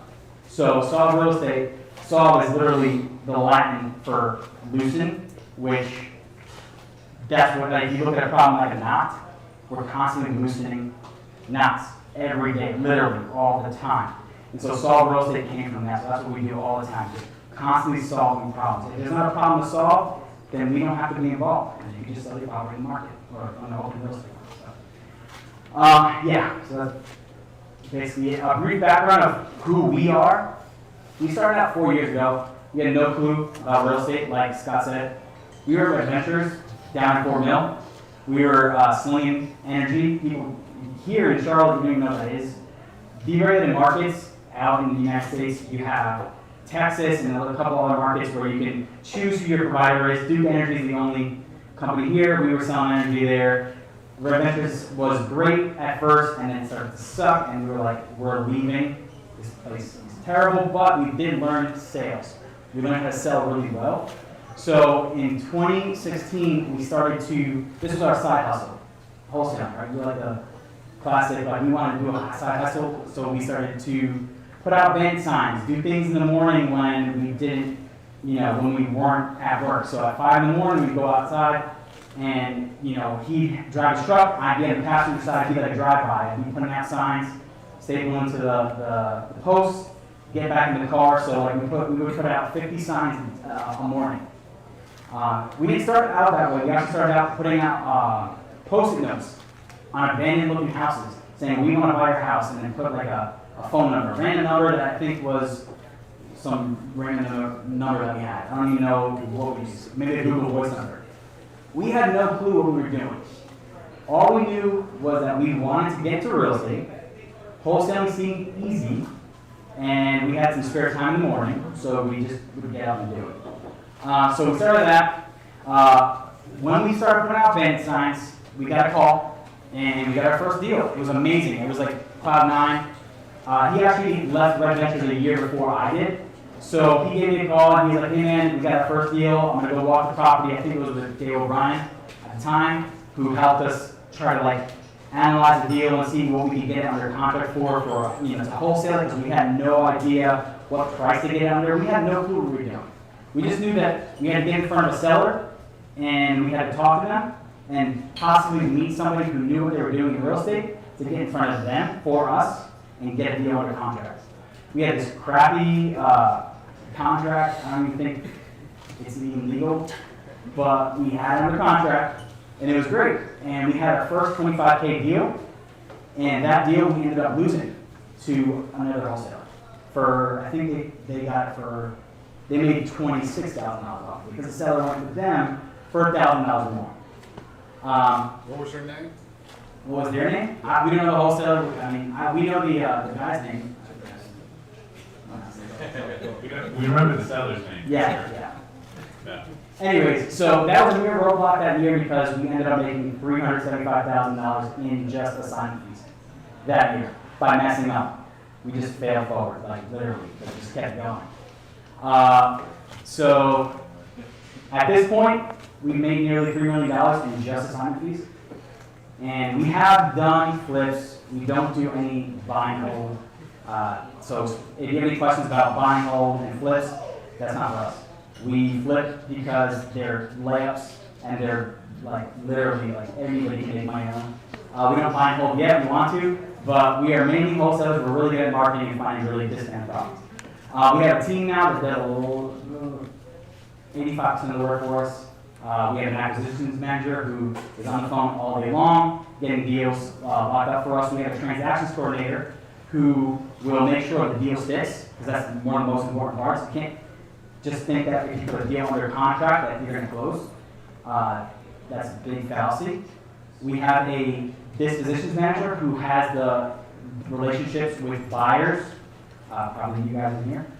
He talks to buyers and makes sure that he sells the property for the most money possible, but also making sure it's a deal for everybody. We have 15 cold callers in the Philippines who are constantly calling day in and day out for us. We have a bunch of VAs doing other tasks for us. So we have a big team now. And Pete and I, of course, we're constantly, we're at our office sometimes now because of COVID, but we are constantly putting out fires because that's what we do as entrepreneurs. And yeah, that's pretty much what our day looks like. We are in 5+ markets because the Triad is 3, but mainly Charlotte, of course. We started here, we're going to stay here forever. The Triad is local. Atlanta we dabbled, we kind of still are in there, but we're not heavily in there, even though it's similar to Charlotte. It's just a different market, so we're still learning it. Dallas, Fort Worth, very similar to Charlotte, that's why we're in that market. And Houston is a different animal, it's huge, it's a different opportunity, but if you get to know that market, you can do really well in that market, and that's what we're in. So what is virtual wholesaling? Pretty much if you look it up, virtual wholesaling is like traditional wholesaling with the exception that you're purchasing and selling a property remotely. So usually in a different market. So Pete, talk about, I guess, how we started with virtually wholesaling here in Charlotte. So who here wholesales right now? A lot of people. You guys all go to the property, have communication with the seller, go walk it, check it out, all that stuff? No? You do virtual too? Over the phone? Good. Anyway, so when we started out, the biggest thing was you have to build up rapport. You got to go check out the property. You got to go see it. But we realized pretty quickly, if we wanted to do volume, if we wanted to do multiple deals a month, you can only do so many deals when you're out at a property. That takes away time for being on the phone. That takes away time for being able to do other things. That's going to lead you to more deals. Plus, most of those people, it's a toss-up if it's going to work out or not. Maybe a 50-50, maybe there's 8 other people checking it out. So wholesaling, just like a lot of other things, is a numbers game. So we realized after a while that we started trying, somebody that we paid for our course for, dropped a lot of money on, a mentor, helped us out a lot, told us, he's like, guys, we don't go to any properties. And we were like, what? That just seemed really weird to us. Who's going to sell me a freaking property if I've never seen them in person? Who's going to sell me this asset? $50,000, $100,000, $200,000 asset if I've only talked to them over the phone.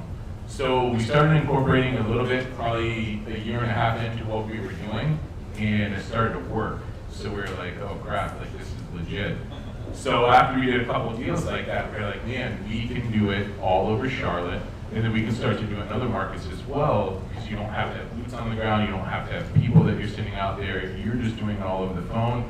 And to do a deal in Charlotte is the same as doing a deal in Dallas, the same as doing a deal in Houston. You're having the same conversation. Wholesale deal. Wholesale deal. Same conversation with people. People are distressed all over the country. Markets change a little bit, value of homes are a little bit different, but these markets that we're in are very similar to what Charlotte's market is. A deal is anywhere from a $50,000 deal up to a $250,000 deal. We're not doing stuff in California, Pacific Northwest, whatever. We actually dabbled in Seattle in a while, but it just didn't work out for us. So virtually, you're getting the marketing, getting somebody on the phone that's interested through one marketing stream or another, and you're having a conversation and seeing what's going on, and what if they really need to sell that home, if they're really serious, what their time frame is, what their pain points are, all that. Anything you can do in person, you can do over the phone. Again, it was shocking that people would trust us, sign a contract, and go through a deal, and now pretty much 100%. I'll go out to a deal every once in a while if it's a sweetheart, old lady, and she's like, I don't want to do this over the phone, it's a good deal, whatever. We'll go out there, we'll make an exception. And 98% of the stuff we do is over the phone now, just for time's sake, just for the volume that we do. How are you getting photos? Are you asking them to take the photos? Good question. So sometimes a lot of people, especially elderly people, that's not going to happen. You know, or they'll send you over like 2 or 3 and they're like, is this good? And they're blurry, or it's like, Is that like toilet bowl? it's in the corner or really close up, you can't see the whole thing. So here in Charlotte, we have a guy, every market, we send somebody out, we pay them $50 to go take a picture of the property. Usually the best people to find are like Uber drivers or Lyft drivers, because they have a little bit more of not a strong schedule throughout the day.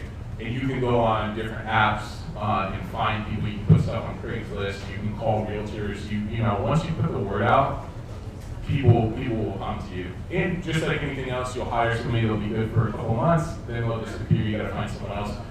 You ask them first if they'll take a picture, but most likely you get the contract signed, and then you pass them over to the transaction coordinator. And then that transaction coordinator walks them through the steps. Hey, we need to send somebody out. They got to do a walkthrough. We got to make sure that the place looks like you're staying. We understand that it's distressed. It's not going to be perfect, but we need to send somebody through to do a walkthrough, and that's mainly to get photos so we can blast it out to our buyers. So virtual wholesaling, you can do it here in Charlotte. You can do it anywhere. You're just doing everything literally over the phone. DocuSign contracts. If they need be at close, they can go to an attorney or a title company's office, but we can send out a mobile notary to them. Once we figured this out, once we tapped into this, we realized how much time we were wasting actually going on appointments. Again, if it's a killer deal and that person's like, I won't sign anything over the phone, if it's local, we'll go check it out. But most of the time, it's just like, if they're not willing to do it over the phone, then it's like, it's not a good fit, they're not serious. So we're just like, okay, cool, we'll follow up with you on to the next one. Are you using a CRM to track that and to? Oh yeah, yeah, definitely. With that volume, like we bounced around. If we go back through the last 4 years, all the different programs and CRMs and different things we've used, it's crazy. It's all a learning process. Like you get your foot in the door with something, and you realize it sucks or it's too expensive or somebody else has it better, so you kind of hop around. Right now, we over the last year we've used Salesforce, which is like a major CRM. We used to use Pogio, but we got to dig into that more. It's kind of just like phasing out, and it's limited on what you can do with it. This Salesforce is kind of limitless. You can integrate a lot of different things into that. Like our acquisition guy hops in there every single day. Everything is a dialer. Everything's set up for him. It's like super easy. It's just very. It just cuts down his time on having to follow up leads and things like that. But yeah, we definitely have a CRM follow up. And the goal is efficiency. When wholesaling, I mean, it's like you said, it's a numbers game. If you're looking to buy a property, flip it, and make $100,000 off of it, that's great. If you take forever to make up your mind to see if you can actually, buy that deal, and you're going to put up a lot of money to buy that deal, and you have a lot of risk involved. With wholesaling, there's very little risk involved. So our game is volume. So we're like, how can we make this as efficient as possible so that it's transactional? It's like it's like a assembly line, right? Everything has a process. So what we've done over the years is figured out how can we get a seller that's motivated through this process as fast as possible, so we can figure out if they're truly motivated, and if they are motivated, if we can make money off of it. That's it. So everything you're going to see that we put in place is that. It's just trying to make this as efficient and as quick as possible. Is everything you do off market, or is anything on the MLS? 100% off market. We're never on the MLS looking for deals. That's for somebody else to do. We have listed our deals on the market. That's another thing that a lot of wholesalers don't do. Depending on the market, that's not allowed. It's illegal. I know off the top of my head, Ohio, it's illegal to list properties that you do not own yourself on the market. In Charlotte, you can list a property if you have interest to purchase the property on the market. Now, that's between you and the seller and the expectation that you set. That's a huge part of wholesaling that people don't understand. What we do is, some people might say it's illegal, it's legal, it's in the gray. It's all about the expectation. This person, the seller, has a need. The need is to sell their property. If you set the right expectation, you can do whatever you want with their property. They don't care as long as they get paid. That's it. So the moment you get good at doing that, whatever we say doesn't matter. So go ahead. Yeah. Sorry, the question was, this mythical unicorn, the motivated seller, what's your burn rate to get to that person? Perfect. It's actually, you're absolutely right. This motivated seller that everyone's looking for, this niche list that everyone's looking for, these secret motivated sellers live on, doesn't exist. So when you say burn rate, do you mean like how many people? How many do you go through? We're going to go through that on a slide here. We go through tons of leads to find that perfect motivated seller. And so we'll go through that in a little bit. But yeah, that's a great question. So why virtually wholesale? Number one, access to more profitable markets. We're in a great market, so you don't have to leave this market to do deals. If you guys are wholesalers in this market, we would love to do deals with you. And if you don't know how to do deals, we want to help you. And if you're doing deals in high volume, we want to talk to you. You know, so like, because there's plenty of deals. We can't do all the deals in this market. We're not done to think that we're going to take over this market and do like it's impossible. But if this market sucks, you can go to another market and do deals. That's why virtually wholesaling is beautiful. Number two, edge over your competition. So while you're trying to go out to an appointment and talk to a seller and come up with the perfect statement or perfect thing to convince the seller to sign a contract, we've already talked to them, got a contract, and we're marketing it to our buyers. That's why virtually wholesaling works. And it's not just in another market, it's here, right? So a lot of you guys are our quote-unquote competition, and we probably snatch deals from you because we were quicker to the deal. And that's just the nature of virtually wholesaling. You don't have to get in the car and go to the deal. And it's coronavirus proof. Yeah, that makes sense now because we didn't know this before, but a lot of people's businesses were crumbling when COVID hit. And everyone's like, how's business going? And we're like, great. I mean, nothing changed. Literally, our entire operation was virtual. We did it on accident. We did it on purpose because we didn't want to have to be in the office all day long doing deals, and we didn't want to have to go in person and do constant appointments because we all know that appointments are most of the time a waste of time. But anyways, it's coronavirus proof. So that's 3 of the main reasons why you want to virtually wholesale or learn how to do that. What's your number one most profitable way to advertise and get the leads in that you're Sign up for the course. Yeah. That was not a course. Okay. Yeah. Go ahead. Cold calling. Yeah. Cold calling. Cold calling is our 100% best marketing channel now. We have done everything from cold calling, Facebook, PPC, SMS, ringless voicemail, voice broadcast, which is what politicians use, mailers, we've bandit signs. The only thing we haven't done is knock on doors, like door knocking. That's more of a realtor thing. We don't like to do that, John. But we've done everything. Anything that has to do with like marketing and what you watch on YouTube, whatever, we've done it all. So, but our number one is cold calling. And we'll get into that in a little bit, but yes, that's our hottest marketing channel. So that means you're very good at, so if you're not doing pay-per-click, if you're not doing any Facebook that much, or maybe you are doing it, but, so that means you're coming down with a great list, which is basically abandoned properties and or whatever, to where you can then start really honing in by calling.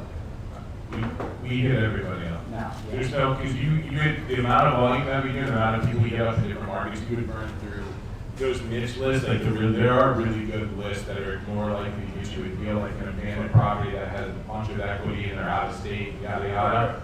But you burn through those so quick. What you're saying is absolutely right. If we were smaller, it was just us two, in the beginning, we started off with the niche list. The foreclosures, pre-foreclosures, code violation, I don't even know, the water company list, whatever, like small lists because it was just us two. We could handle those lists and get good deals from it. Now, because we're such high volume, we would burn through that list in 2 days. And it would make no sense for us. So what we're going to get to, and I love that question because a lot of people say, wait, what list do you use? The list doesn't matter. For us, at least. If you're smaller and you said, hey, how do I start wholesaling? I would say start with the foreclosure list. Start with a pre-foreclosure list. Start with a niche list.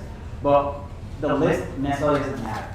Because motivation is going to be found in a high equity list, or it's going to be found in a foreclosure list. How many times have you talked to somebody in foreclosure who said, I'm not going to give my house away? I'll let them take this away before I sell. The only other possibility is that you're circle calling in an area that you think is going to be. No, we literally shotgun blast the entire, Mecklenburg County. You're fighting, and you basically call every single person in the neighborhood. Yeah, we call the crap out of everybody. Everybody in the city. And we don't care, like we're going to annoy the crap out of everybody. Yeah, because we have. So what's your lead question? What's your lead question? We didn't get hung up. Oh, so we have a script, and I can go over that in a little bit because I'm literally going to go over that. But I can give you the exact script, It's a very simple and easy thing because all we want is 4 pieces of information from a seller. That's all we want. We don't want to have all these crazy, we don't want to negotiate with anything. We just want to know 4 things that will allow us to move forward in our process. So check this out. Everybody write down their questions. Here's the thing. These guys do what we don't do, right? And so like when you're listening to them, you're like, holy fuck, I got all sorts of, your brain starts to melt, right? But what we need to do is we need to get through, they got like, have a presentation, you're right. Yeah. Yeah. But they're not used to, like for me, I just tell you guys to shut the fuck up, right? But these guys are nice guys. Your questions They're are great, nice. by the way. They're nice. And they're a wealth of information. But what we need to do is they just need to get through their presentation and then write down their questions because, yeah, that's why I told them, I'm like, dude, the questions are going to be epic for this, just like subject to presentations. So anyways, so just speed through your presentation, right? Because you got a lot of awesome information there. And then the questions will be like off the hook or whatever, right? So let's just get that. We'll let you finish your presentation, then ask questions. And if this guy says one more word, just throw the banana at him. All right. Awesome. All right, so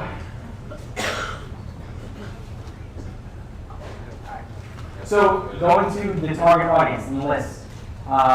There are 2 types of approaches that most people take. It's either the shotgun approach, which is large audience product criteria, better for high volume marketing strategies, and more expensive. So that's what we at some points are doing, which is I don't care what list you're on, I'm going to talk to you. There's the rifle approach, which is the smaller audience, the niche lists, the pre-foreclosure foreclosures. We went over all those lists, and we can talk about those later. But the smaller lists that people are motivated on, it's better for low volume marketing. So if you're a one-man show, or you have a very small team, those are going to be the best list for you. And then it's less expensive because a lot of that stuff is public record. So if you know what you're doing, or if you don't know what you're doing, go on Fiverr and hire someone who knows what they're doing for $5-10. If you know what you're doing, it takes a couple of hours, scrub a list, and then you have a list that you can manually call or use a dialer to call, but it's the most least expensive list.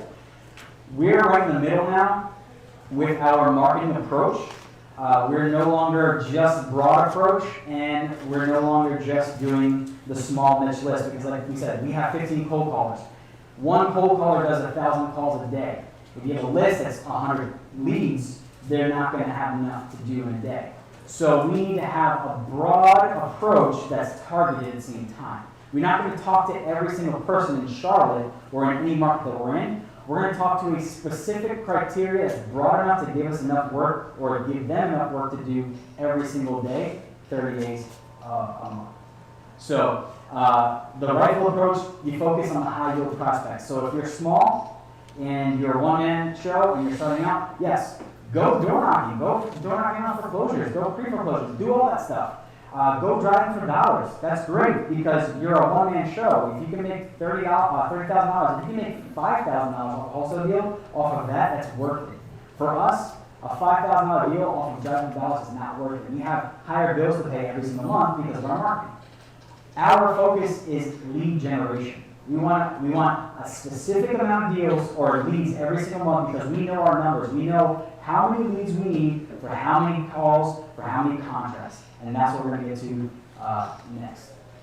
So these forms of marketing, we've done them all, and we've done more than these. These specifically are good for virtual wholesaling. But what I was saying before is we've done them all. We've done the RVMs, we've done the voice broadcasts, you name it, we've done it. But these specifically are great for virtual wholesaling. So you've got cold calling, our number one. SMS is text blasts. If you guys don't know about that, they're great. But what you're going to learn is every single marketing channel has its own animal to conquer, and the psychology of a seller is completely different with every single marketing channel. So if you're trying to learn them all, I would say don't. Pick one and do that really well. Because if you don't do that, then you're going to get caught in the spiral of, well, direct mail leads do really well because I get somebody who calls me who's motivated and who wants to talk to me. I have this cold call lead that takes me 7 months to close. I don't know why. Cold calling sucks. No, it's completely different when it comes to the psychology of a cold call lead versus a direct mail lead. But anyways, marketing, cold calling is great. SMS, direct mail, and PPC.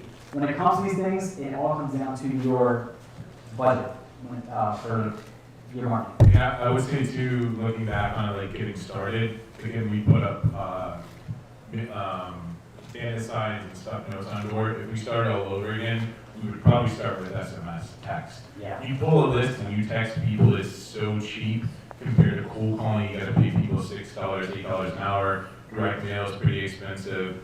Pay per click can get pricey. You got to pay somebody to do it before you manage it. But going back on it, if we knew about text blasting when we started, we definitely would have started then. Well, what's the response on it? Very low.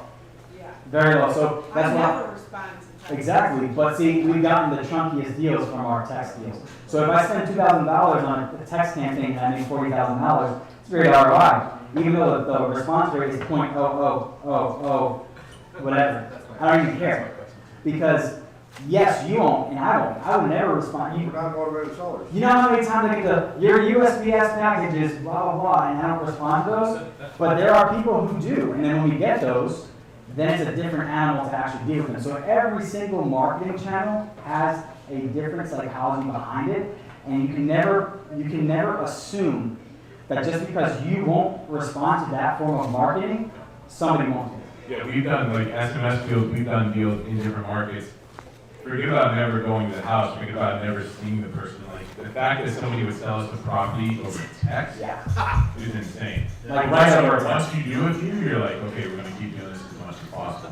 Again, that's just one piece of what we have going on now, but going back to it, rather than putting out data signs, rather than doing all that stuff, you would definitely pull lists and SMS and text. One of our biggest deals, we made $50,000 in a wholesale deal off of a voice broadcast. Do you guys even know what a voice broadcast is? It's not an RVM. So I didn't even know this until someone explained this to me. I guess I'm not old enough to understand. But back in the day when you had an answering machine, you would get a voice broadcast from a politician who would be like what we get now with text, like go vote, or like what they're trying to do now. They'd say, hey, you're a senator, or you go vote, whatever. I don't even know really what it is. But it's literally a voicemail on your answering machine. Or if you picked up, if you were at home and you picked up, it'd be a pre-recorded message that allowed you to either press 1 to talk to someone or go to the next step, or press 2 to get taken off the list. So a lot of people don't know this, but we were doing this, right? And it was so cheap because nobody knew about voice broadcasts. And guess what? Who is the demographic that's going to be targeted with the voice broadcast? It's not going to be the millennial who doesn't have an answering machine, doesn't even know what an answering machine is. It's going to be the people who have a house that might need to be flipped, or a house that's older and needs repair. So again, we got so granular with our marketing, we understand who we're hitting with our marketing.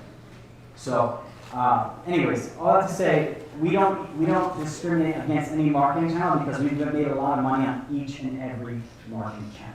So,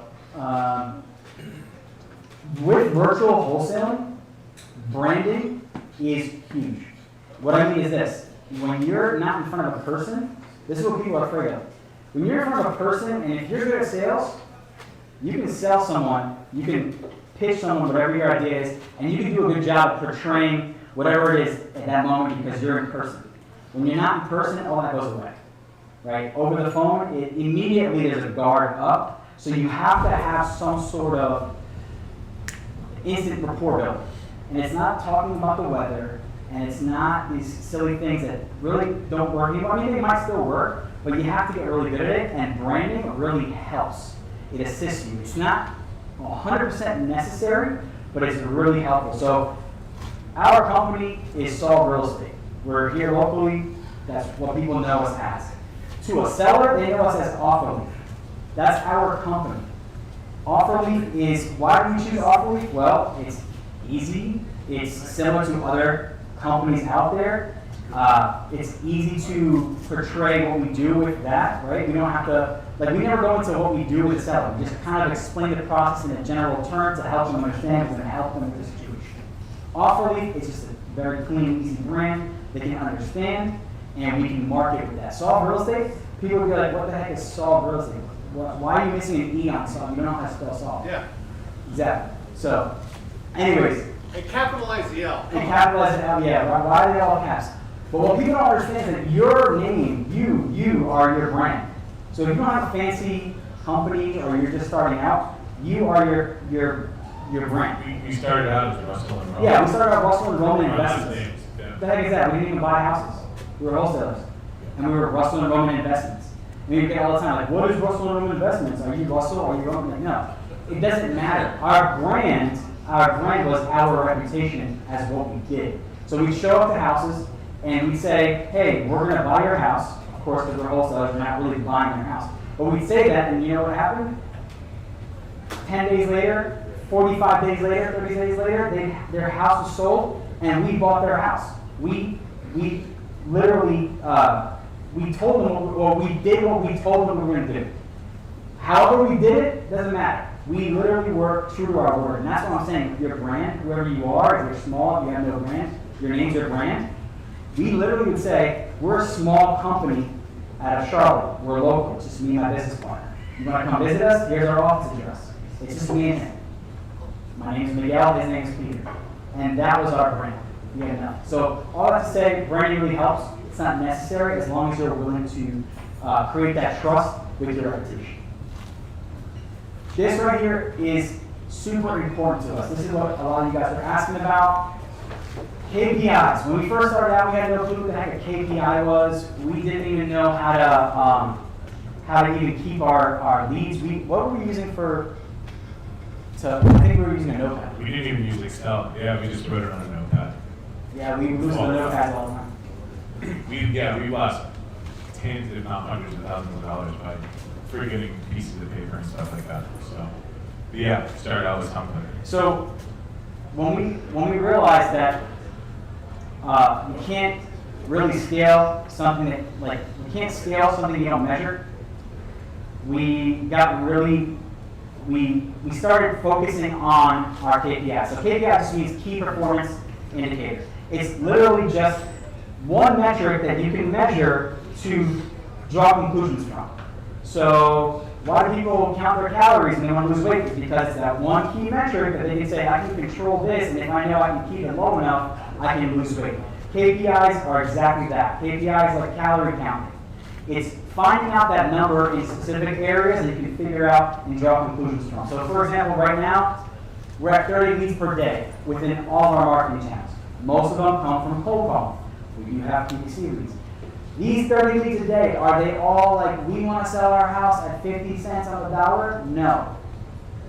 There are people who just raise their hand and say, we want to sell our house. Now, going back to the gentleman's question here, you're asking what is it that we say on the phone or that our cold callers say on the phone to actually get these 30 leads? Well, it's real simple. We start the conversation as easy as possible.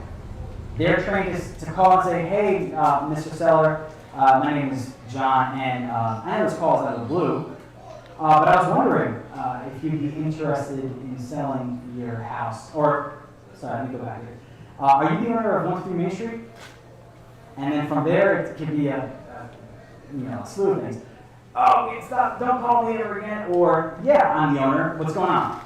Oh, well, we're buying a house in the area. I just want to see if you were interested in selling 123 Main Street.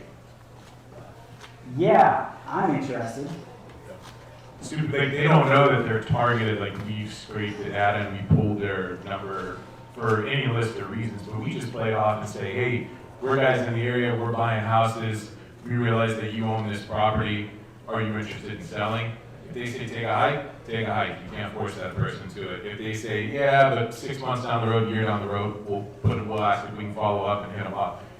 But the small percentage of people that are motivated sellers will say, no one's ever gonna say, yeah, it's a piece of crap, I'm behind on my mortgage payment, like I gotta sell it tomorrow, what will you give me, I'll take pennies on the dollar, right? Like nobody's gonna jump out and say that, but as long as they say that they're interested, as long as they show a little bit of like, yeah, what do you got to offer?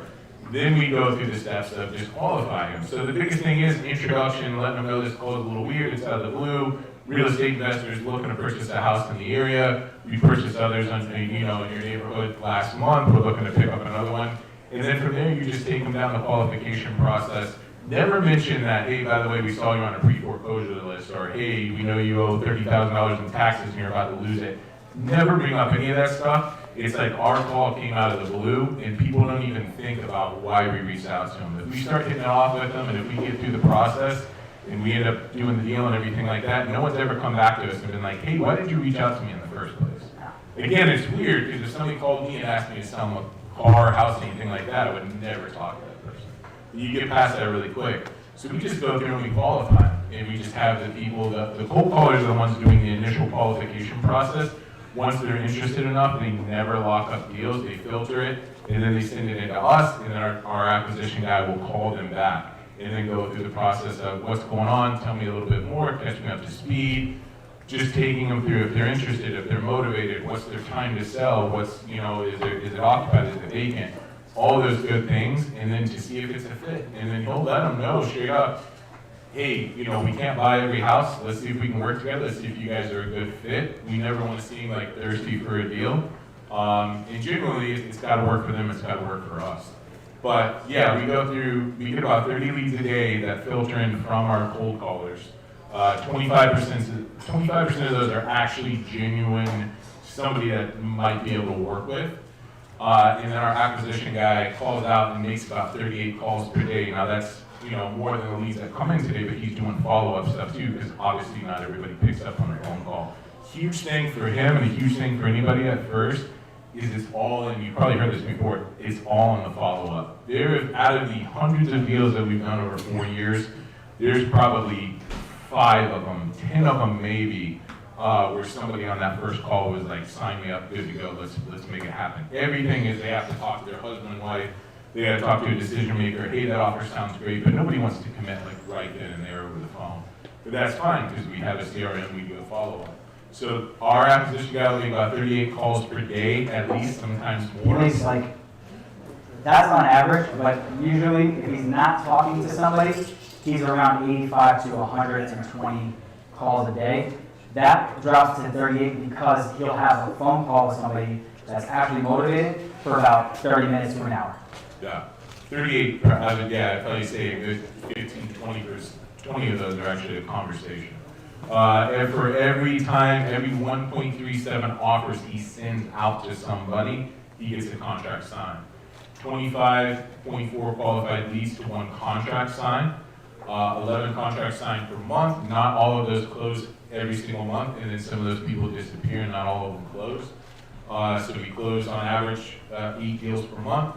Average deal size is about 15K, close to 16. And then our marketing expenses with everything that we do is 21K a month.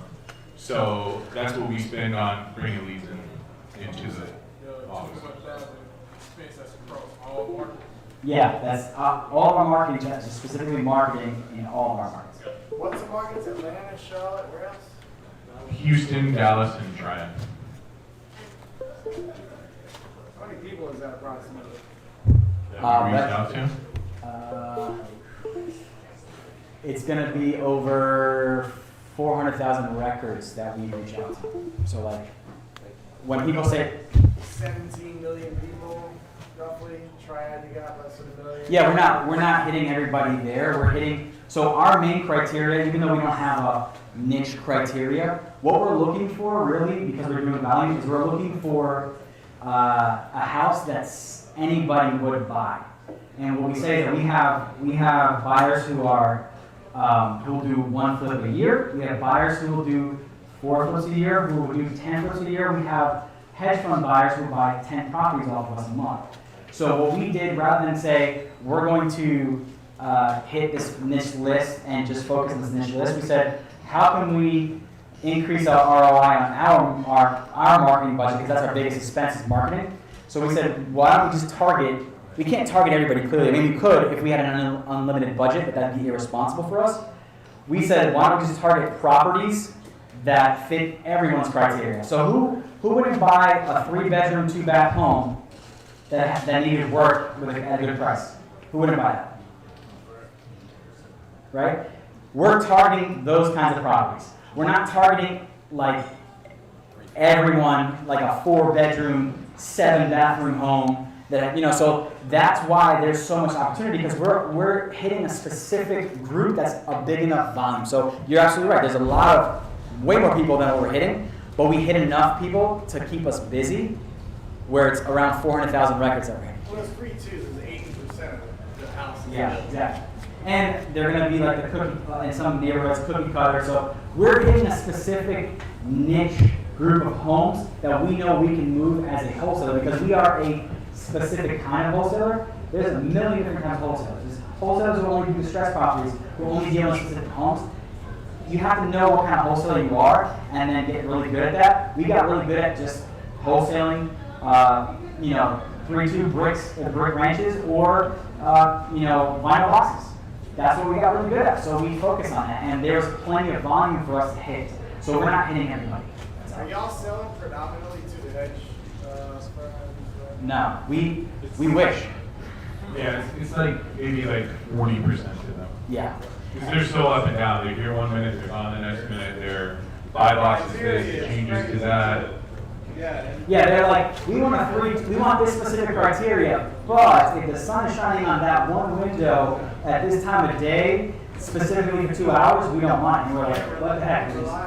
Yeah, and they literally, when COVID hit, they just left. So the 3 key components of a wholesale deal, this is virtual and just normal deal. Acquisition, you have to get really good at acquiring a deal, so getting it under contract, at a discount, of course.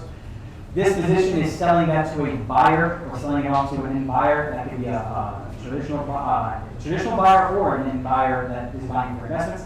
And then closing the deal, that's the most important part. You don't get paid until it closes. So you got to make sure that you close the deal. So this is the most important skill in wholesaling and virtual wholesaling, and this is where we got really good at.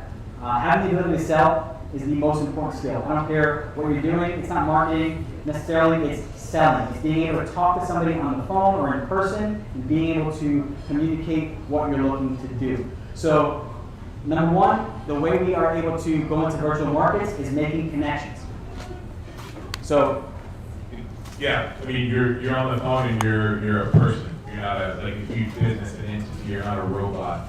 A lot of times our best deals are 20, 30, 40-minute phone conversations, and they're multiple times, and they're on a Sunday night, and they're in the time that you don't want to talk to that person. The person ignored you all week, all for the last 3 months, whatever, and then they hop on the phone and like, hey, I'm ready to go. So they think of you and they remember you as, hey, that guy was pretty smart, he was caring, he was understanding, and he was willing to listen to my problem. I'm going to hit him up first. Understand the source of a seller's motivation. Again, you can't just say you want to sell your house, they say yeah, and then you're like sign this contract. Like, you got to see what's going on. A lot of times, the more you dig in as well, you're going to get a better deal for it. You're going to talk numbers with them. You're going to let them know that you're the expert. You know what's going on. And the last one, there become a solution to that problem. Again, going back to our name, Solve. All we do, we get paid to do is solve problems. I mean, it's literally, it's marketing, it's sales, but it really comes down to if you can't help them out what they have going on, then you might as well not even be on the phone with them. So you got to be with time. You can say, hey, we've come across this before. We dealt with this last month. Oh, same kind of thing. Blah blah blah. And then if you have a good relationship with an attorney, or if you're in a title state, if you can help them. A lot of times people come to us and they're like, I really want to sell this property, but I got 3 other heirs on here that I haven't talked to in years. That I don't know what's going on. You say, hey, we can help you with that. We've done tons of deals that way before. You kind of take that burden away from them because they don't know what to do. They just want to be done with it before they lose it. If you say we can help you out with that, we can walk you through it, that they're way more likely to work with you and try to get a deal done. And again, those are some of the bigger, the juicier deals. The more problems that somebody has, the more you can help them out, the more likely it is you're going to make $40,000, $50,000, $60,000 on a deal. If somebody's just like, hey, it's just me that owns it, I don't live there anymore, I don't really care, sell it to you, you might make $15K, you might make $20K on it. But if somebody hits you up and they're crying on the phone, freaking out, blowing you up at 1 o'clock, 2 o'clock in the morning, which happens, not to us anymore, luckily. Those are the kind of deals where we used to be afraid of, where we used to be like, hey, let's block this person's number. Now it's like, okay, they have a real issue, we can probably make a really good deal on this, let's see what we can do. Zig Ziglar said you will get all you want in life if you help enough other people get what they want. And that's all we do. Even if you don't have the solution, we're going to tell them that we have the solution. and then we're gonna find out. At least we get how many days to find out if we have a solution? 21. 21 days to figure it out. We've done deals before too where we're like, we really can't help you, or we'll pass you over to a realtor that can list it for you. Or you seem a little upside down on this or that, we know somebody that's an expert in that field. Again, we mainly, predominantly wholesale, we do a little bit of flipping. Subject use, all that stuff, we just don't touch right now, just because we're all out there volume play. But if it is more like subject to deal, if they're upside down, if they're underwater, if they're whatever, if we can't do something for them, we try not to just put them high and dry. We try to pass them on. Because those people will sometimes call us back 6 months later and say, hey, you helped me out a lot. Now my aunt so-and-so has a property in Charlotte. She wants to sell. She doesn't live there anymore. I told her you guys are great. Let's see what we can do. So there are 4 basic steps to a sales call. This is really the most important part of our business. This is really why we're really good at wholesaling. And this is not our original content. This is actually from John Martinez. He's a great real estate investing sales coach. So if you want to learn more, you can go find his stuff. We're not even endorsed or selling stuff anyways. But this is his step. We've taken this and made it our own, but this is really helpful for anybody looking to get really good at a sales call in real estate investing. So number 1, set the stage. A lot of people try to start negotiating from the point that they get someone on the phone and they're open to talking to you. That's not what this is about. What we want to do is figure out what the problem is. Most people won't tell you their problem the second that you cold call them because they don't even know who you are. So setting the stage allows that wall to come down, and you're just letting them know you're a human being, you're just curious, and you're kind of just wanting them to start talking. Because most people, they're motivated enough, they will just start telling you their problems because they need someone to vent to. So setting the stage allows you to just ease their mind and calm them down when you're talking to them because you're not looking to sell them on anything. You just want to get to know them real quick. Motivation and urgency. Using simple questions to take any bit of motivation that exists in the seller and turn it into a tremendous sense of urgency to take action. So many times you talk to somebody on the phone, if you have, and they give you bits and pieces of information and you don't use that to your advantage. Because a lot of people when they're talking to sellers on the phone, they don't listen. They're constantly looking to rebut something or overcome an objection. You're not listening to the person's problem. When they're giving you motivation and urgency, you want to go ahead and literally put a magnifying glass in there and constantly bring back their issue and say, well, tell me about that thing again. What do you mean you have to move in 2 months because you're being relocated somewhere else, or your family member is sick, or what's going on there? I'm a little, just be curious. So that's really diving into that motivation and urgency and figuring that out. Deal killers.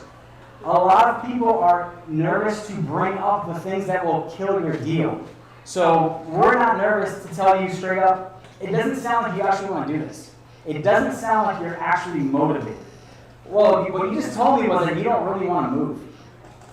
People don't want to say that because they think that, oh wow, I'm going to kill the deal now. No. What you're doing is calling someone out, and if they're really motivated, they'll say, no, I do want to move. It's just X, Y, Z.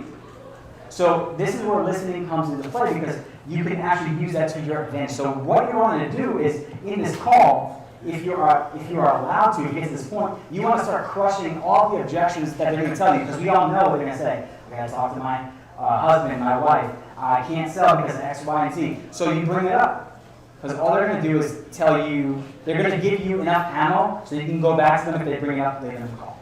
And last but not least, negotiate and close. Now, negotiating and closing is not like what everybody thinks. It's not hammering people to sell you 50% on the dollar or whatever, or 50 cents on the dollar. It's really just easing their fears and allowing them to understand that whatever they need done, we're going to try to accomplish, but if we can get that done, will you work with us? That's our closing.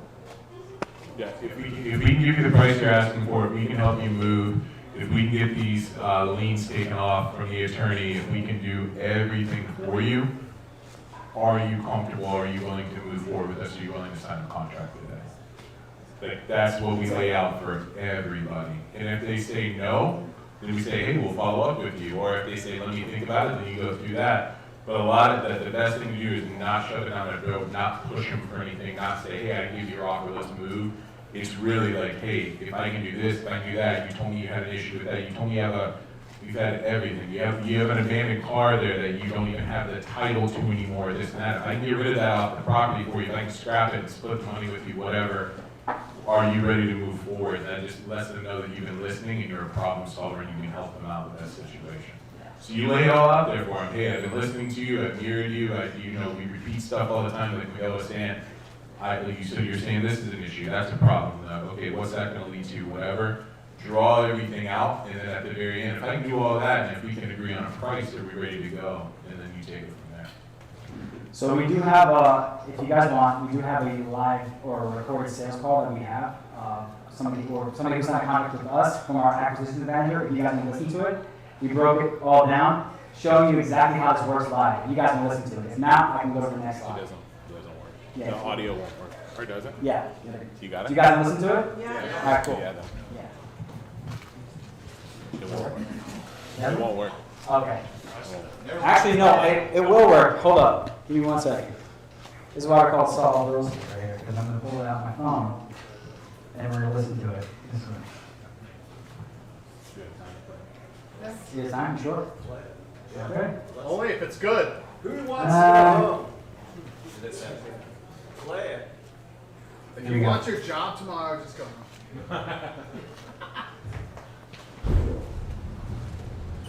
Hello, James. Hi, sir. This is Matt. I was just returning your call about your property at 8529 Emerald Fern Way. Did I happen to catch you? By the way, this is our acquisitions manager. So. Good time today? Perfect. Well, I saw that you'd submitted a request online in regards to the property. Oop. That's another one calling me. It looks like your primary residence, and is it a property, sir, that you've been considering selling for quite some time? I've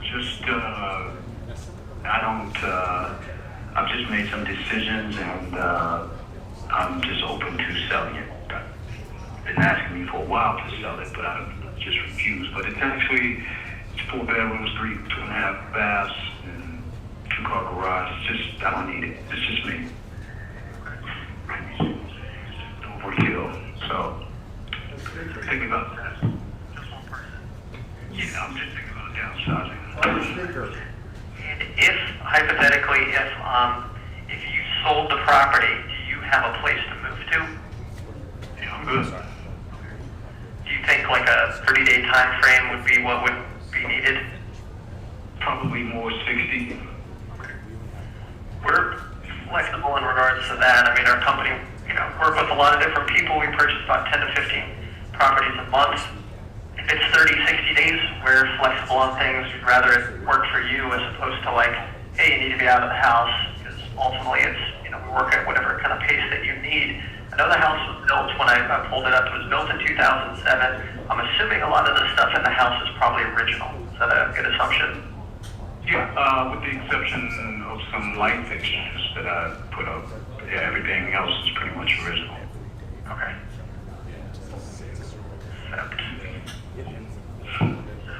Roof, HVAC, windows, all original.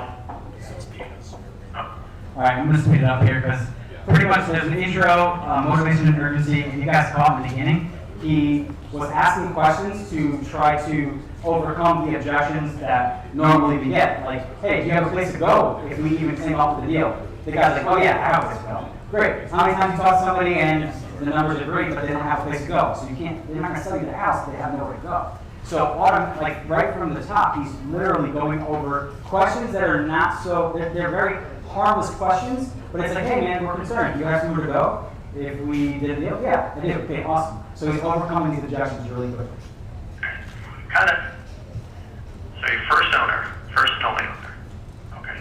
Makes it easy when it's a house that's in that time, when it was built then. I mean, that's kind of easier on our end because usually we look for houses that are either 1990s or newer, especially one like this. It's only 13 years old, so there's not a tremendous amount of things that could possibly be needed to be fixed on it. Square footage wise, 2,057, that's what tax record showed. I'm going to speed up here to 5:08 where he starts talking about some better stuff.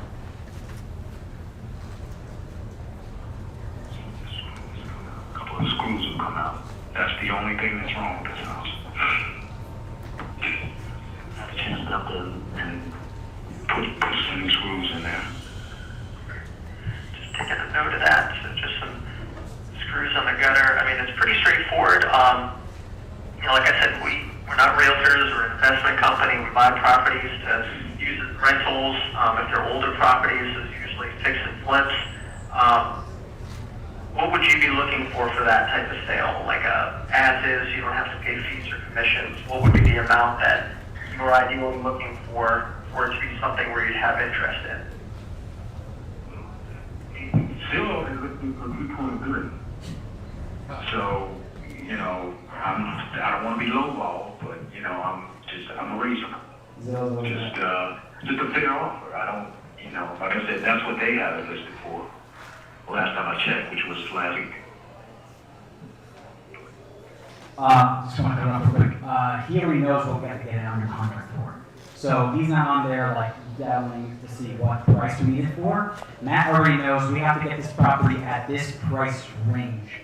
It's not a specific price. Everybody thinks that when you wholesale, you have to get it at whatever. What's the 70? 70% AR. I don't even know anymore. I don't care. That, whatever. Yeah, it's not about getting it at that specific number. It's about getting it in the price range where you know you can move the property. So Matt knows I gotta get between, I don't know, I think the number was like maybe 185 and 200, somewhere in there. And then he's gonna use his negotiation skill to get it as low as possible. But he knows if he falls in that price range, he's good. Okay. Taking a look, I mean, a lot of times, you know, with Zillow and stuff like that, they're taking into account that maybe people have done some work to it. You know, they do usually put like an after repair value type price on there since they're an aggregator. I would say for that area, as something as a cash offer, we cover closing costs without any fees, commissions, that type of thing, probably between 180 to 190. All right. Well, that's I'm gonna have to think about that. Because again, I'm just this is new to me. I've never sold a house before, so excuse me. I mean, I'd consider 195. I'd definitely consider 195. So, if you know, it would be, I'd probably say based on I'm pretty good when it comes to numbers. I mean, we buy property not only here in the Charlotte area, but in a couple other markets. If that's something... He's hesitating not because he doesn't know what to say, but because he's playing the psychology game. He knows he fell right into the range that he needs to be. So at this point, Matt's like, this is a deal. Now, what can I do to get it lower than 195? So... I mean, probably a little higher than what we normally would purchase it for, but if that's something where I could get the owner to sign off on or get to that price, do you think that's something you would have interest in moving forward on? Yeah, possibly. Definitely consider it. Okay. Let's see. What I'll do is... I'm going to move to the quick negotiation here that he does. And... Set up the closing for that date. You go on that date to go sign the paperwork. If for some reason you're traveling or, you know, people that are out of state, in those cases we do, you know, we send a mobile notary with the paperwork so you can sign if you happen to be on vacation somewhere or if people live in other states and own property in the area. Yep.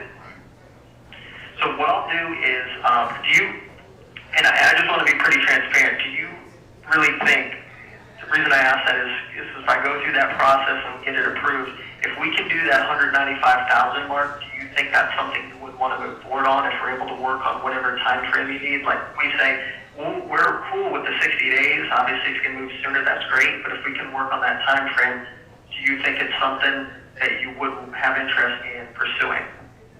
Yeah. Okay. That was the close. Yeah. The next call he actually closes on. If that was the close, there was no pressure. You know, there's no pressure. There's no, hey man, we got to do this right now, or like you got to go lower. Like we know the price range. He could have pushed it to go 180, 185, but he didn't because we know we can make money at 185. So again, that's just a live version of what a normal everyday sales call sounds like. Now to get to this guy who's super motivated takes a lot, but Matt's able to listen after all the crap that he goes through talking to people who are not motivated. He's able to take his time to listen to this guy. This guy, during the building report answering questions portion, talks about his desire to move out of this big house that he's in that he doesn't need and move into a tiny home. So Matt's talking to him about that and seeing what his goals and his desires are. So really, that's why he's able to keep it nonchalant, because he's able to listen and solve this guy's problem. So, my curiosity, in that particular deal, do you know what it was actually worth at the end of the day, what kind of repairs you had, any of that? I think we ended up selling it for $225. So the whole thing about giving a price range real quick, we learned this like a couple years ago. So we always used to give just dead ball, like, well, I can pay $185,000 for it, and we were like, oh, we sound smart because we sound exact, and we know exactly what we're talking about. But we learned if you give a price range and you start, the higher point is that if you give a price range from 170 to 185, 185 is really where you want to be at. And then that person hears 170, 185, 100% of people are going to be, yeah, you do 185 if they're interested, right? And then you're like, cool, I got it for where it's at. But if you come in and say 185, 9 times out of 10 people are going to be like, okay, I can probably get them for more than that. So that's why we do like an offering. Every once in a while, someone will say, okay, 170 to 185, and somebody will say, yeah, I can do that, send me a contract. We'll send it for 170. We're not going to send it for 185. Yeah. And sometimes they sign it, sometimes they're like, well, I thought there was a range or whatever, and then we'll try to hit them at 180 or whatever. But that's why we hit them with an offer range. But in that case, I'm pretty sure we sold it for 225. Again, had to hit him up probably a bunch of times, had to follow up. The guy could have disappeared for a while, this or that. You know, not a lot of people pick up on the first time you have that conversation, knock it out of the park when you're done. It was probably 45, 60 days before he closed it because he had a place that he was closing on and moved to.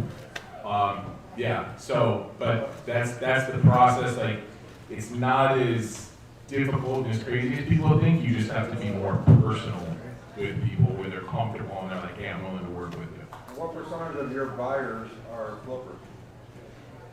Very little. What? I would say we no, have less people that buy it from us to flip it. Sorry? You have people that are actually flippers, not buy and hold. Right. Yeah. I mean, that's one KPI that we don't have and don't really track. But I mean, it's a good mix. I mean, now I would say honestly, I could be generic and say 50-50. I mean, I would say probably 60-65% are actually flippers, and then the other people are buy and hold. Especially right now in the market, people are everybody wants to flip houses. Obviously, the question is based on the fact of how good your deals are. Yeah, that's true. I mean, because the flippers have, they're going to have some meat on the bone to be able to buy it, pay you the money, put the rehab costs, and make money. Yeah. Also the other question I guess would be, the majority of your deals, what kind of are they like 1930s or are they like 1990s? We used to, now we bumped it up to like 78 and above because again we're starting to sell more to like hedge funds and stuff. They don't want to deal with lead-based paint, all that stuff. So 78.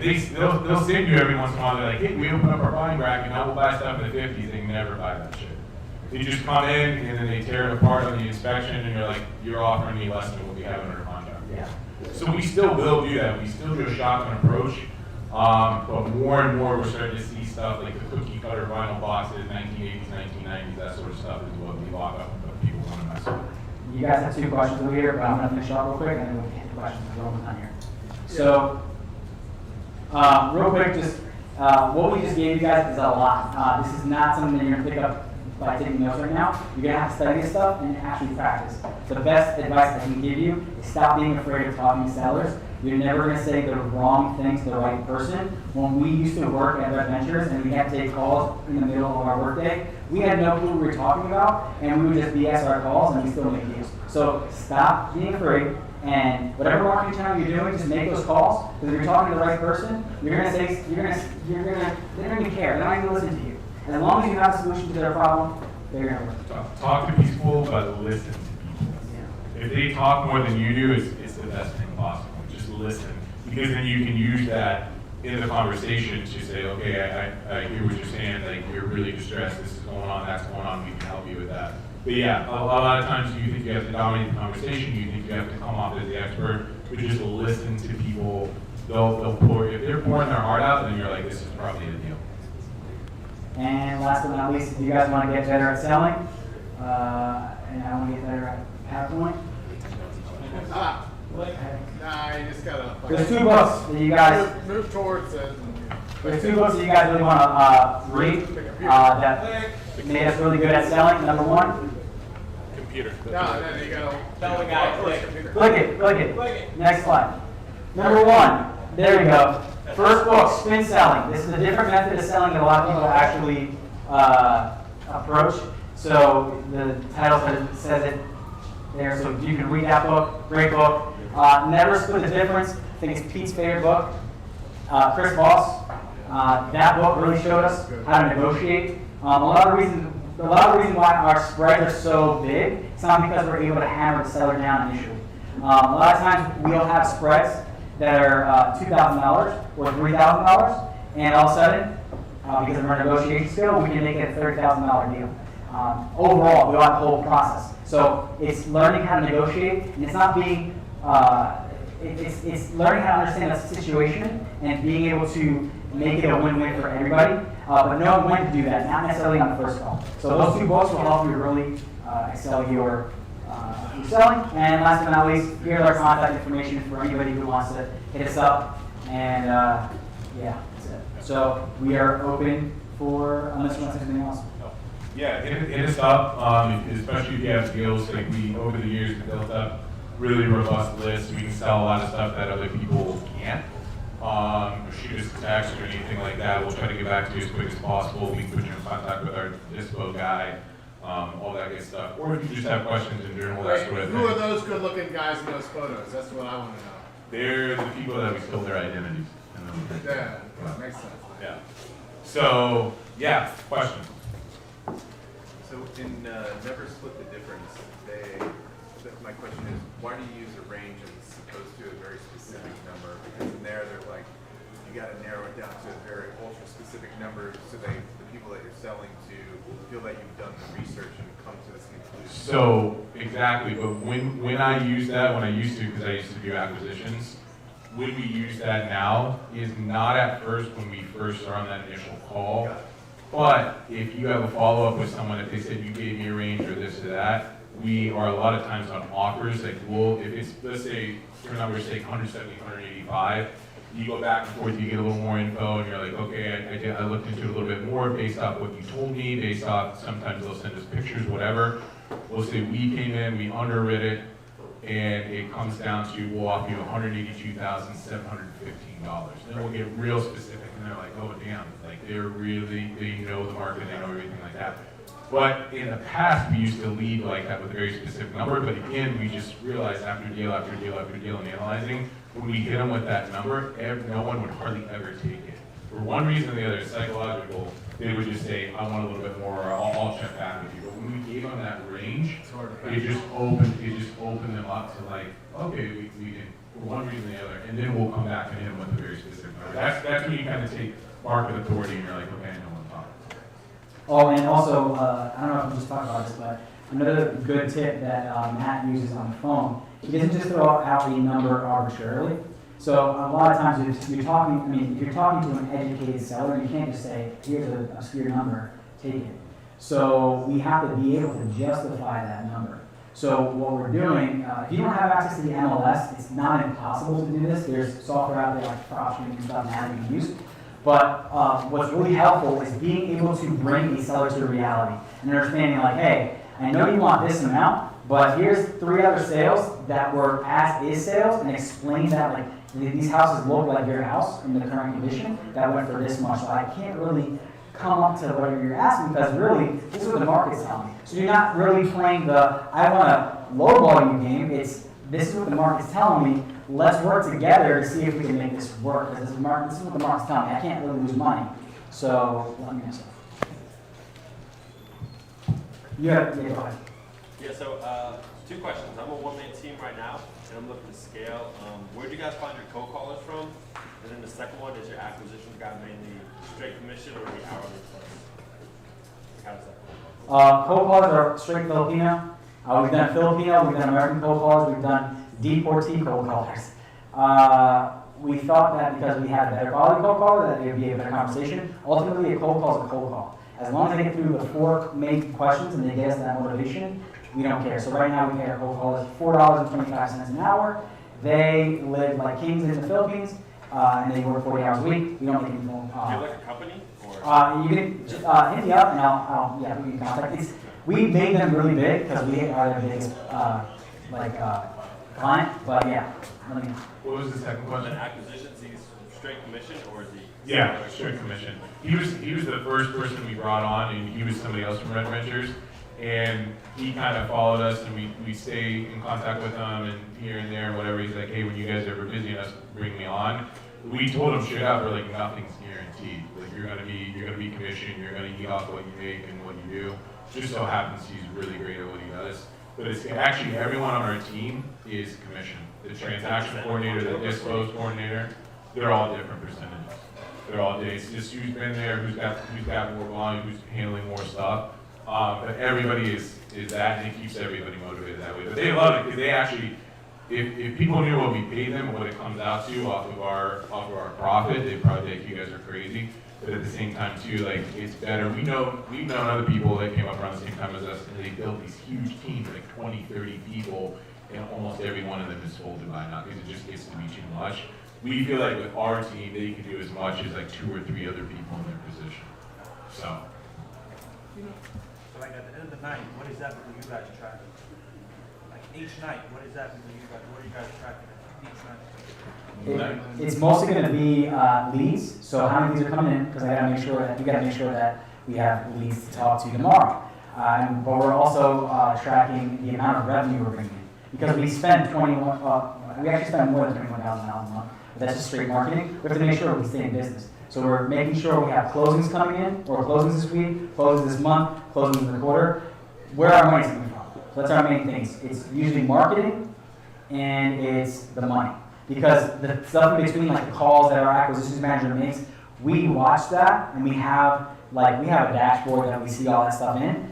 But pretty much everybody has a mentality of like they're the owner of their position, so they're able to make the calls. Like, I don't have to ask Matt how many calls he made today because I can see that he made 125 calls today. Now, the moment that drops, I'm not concerned. But our main KPIs are going to be the leads coming in and the amount of money coming in. I heard in that call, 18 minutes or so, and Matt had a magical needle in a haystack, right? He had that found that motivated seller. I heard at least 2 tie downs. Do you have any idea in that 18 minutes how many trial balloons he floated? Well, you mean how many objections he has? No, tie downs. He used 2 tie downs. Are you ready? If you were to do this, then. How many times he did that? Yeah. He did that. So what he does is micro commitments. So he did that. The ones that you heard were the major ones. I'm pretty sure he probably threw in 2 or 3 more because he's going to constantly do that. If I can get you this, will you do this? And that's just natural for him. So he's going to throw it in as many times as possible. I think in this one, because I heard it, it's probably 2 more times in the building rapport and questions section. But the main ones were the ones that you heard. 2 times. When you're following up with sellers, there are already warm leads or whatever that have come in, but you're not being able to get back on the phone with them.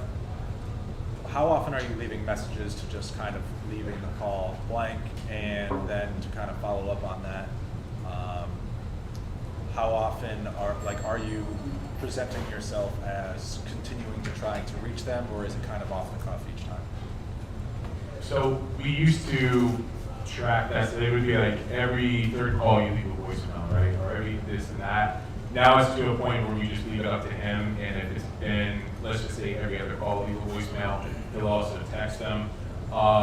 It's all based off that original call, and if it was a good fit, if he really felt like they were motivated. If they just said, yeah, I'm interested, send me an offer, he's only going to hit them up a few more times, and then we have what we call the dredge, which is what we throw it into, and then we have Filipinos follow up with that, do follow-up calls. If it's a hot lead, if it's something where it's just like, hey, maybe this person lost their phone, or maybe they're making a decision or whatever, he'll hit them up for weeks at a time, and he'll hit them up like every other day, and he'll call them 2 or 3 times a day. Because that's another thing we learned after a while too, is some people will pick up that phone on the 35th time you follow it up, and they'll act like they're your best friend. They're like, hey man, sorry I haven't picked up, but let's move forward. They won't even recognize the fact that it's like dude, I've been calling you for weeks, like, what are you doing? People are just, there's no common sense to it. So I would rather have somebody pick up the phone and just tell us to take a hike, but we found out more often than not, follow up, at least they're gonna text us back, at least they're gonna call us to do something. We don't have a specific procedure for that. Just again, because our acquisition guys, so that we trust them, and we're like, hey, don't go chasing somebody that's not really that good if you have other new leads to call, but if you have some downtime, and you just want to do some calls because we have a dialer and he's not manually doing it, it'll just go through. And he has his follow-up leads, he has his new leads, and then we have our dreads that other people follow up for us. Yeah. Right. So on that call, whatever, you contracted for 185 or thereabouts. So what was the as-is value, say, for example, on the MLS? Yeah, so we use MLS to gauge everything. We don't do like And the reason I'm asking that is because a lot of people get like hung up on like 70% of ARB and blah blah blah and this and that. Yeah. And really the game was just about selling. We're day trading properties. So today, if this market's worth this much on the market, that's what we're gonna say it's worth. So we just look for what's sold recently around there as is, if we can find it. Yeah. And then we'll say, okay, well, we need to get in that range, and we need to put a little padding profit. So if that same house, 2,000 square feet, if there's 4 subject properties around there that sold cash and they were in a range from 180 to 200 or 215, then it has a good idea of somebody will pay that for us to buy it. That's what people are buying it for as is. So we'll try to get it maybe 10, 15K less than that. Or we know within that range, like we can offer 175 to 190, that guy beat us up to 195, we can most likely make a deal out of it. That's what I'm saying. You're not hung up on the 30% discount. No. You're looking at a $200,000 as-is value on the MLS, and if you could get it at 190 or thereabouts, and you can make 5 or 10, 15, 20 on it. Yeah, today's market, because of the demand and what's not out there, people will save more. Yeah, in the last 2 or 3 years. There's such efficiency in the market that your discount doesn't have to be all that much. No.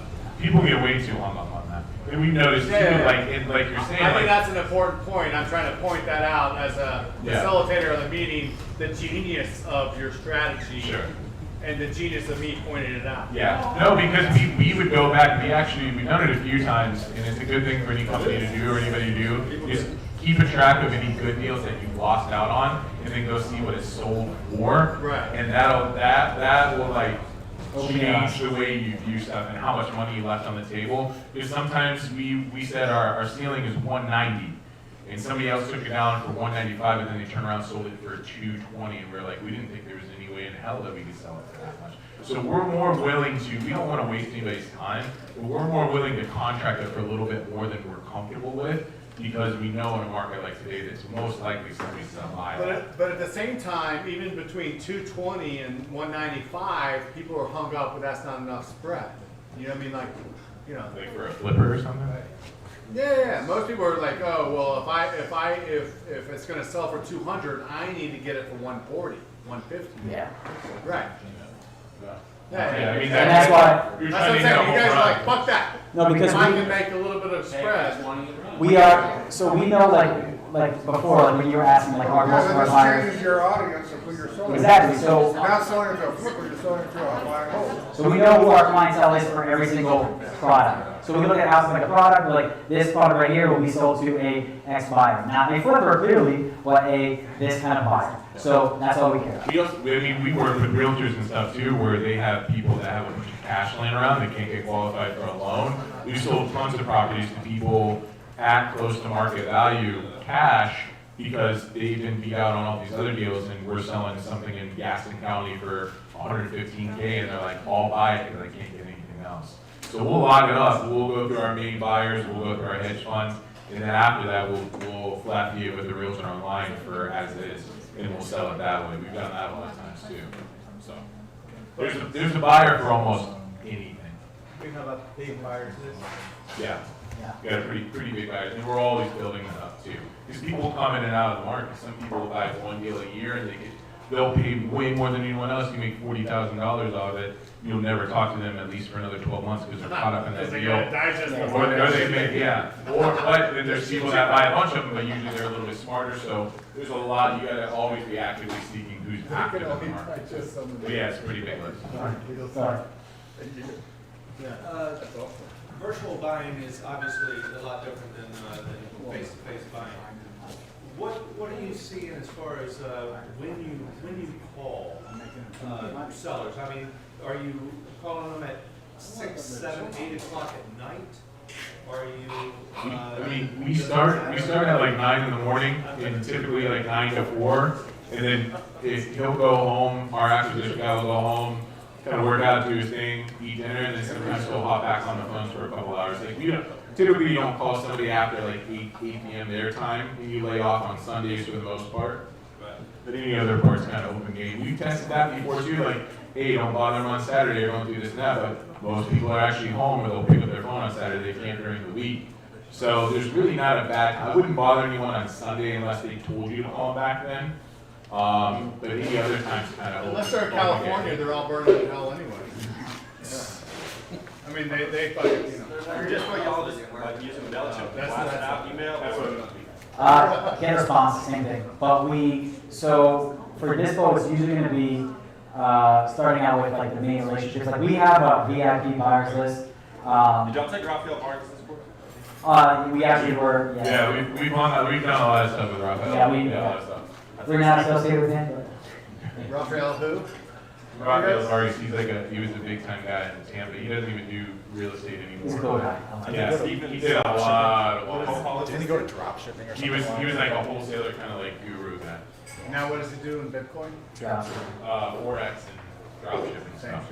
Yeah. But yeah, we did. I mean, we learned a lot from him. He's actually a very systems genius. Like he's smart and like. We started out. I mean, like a lot of people, we learned kind of stuff through Sean Terry's stuff online. Then we did Investor Grit, and then we did some with some guys.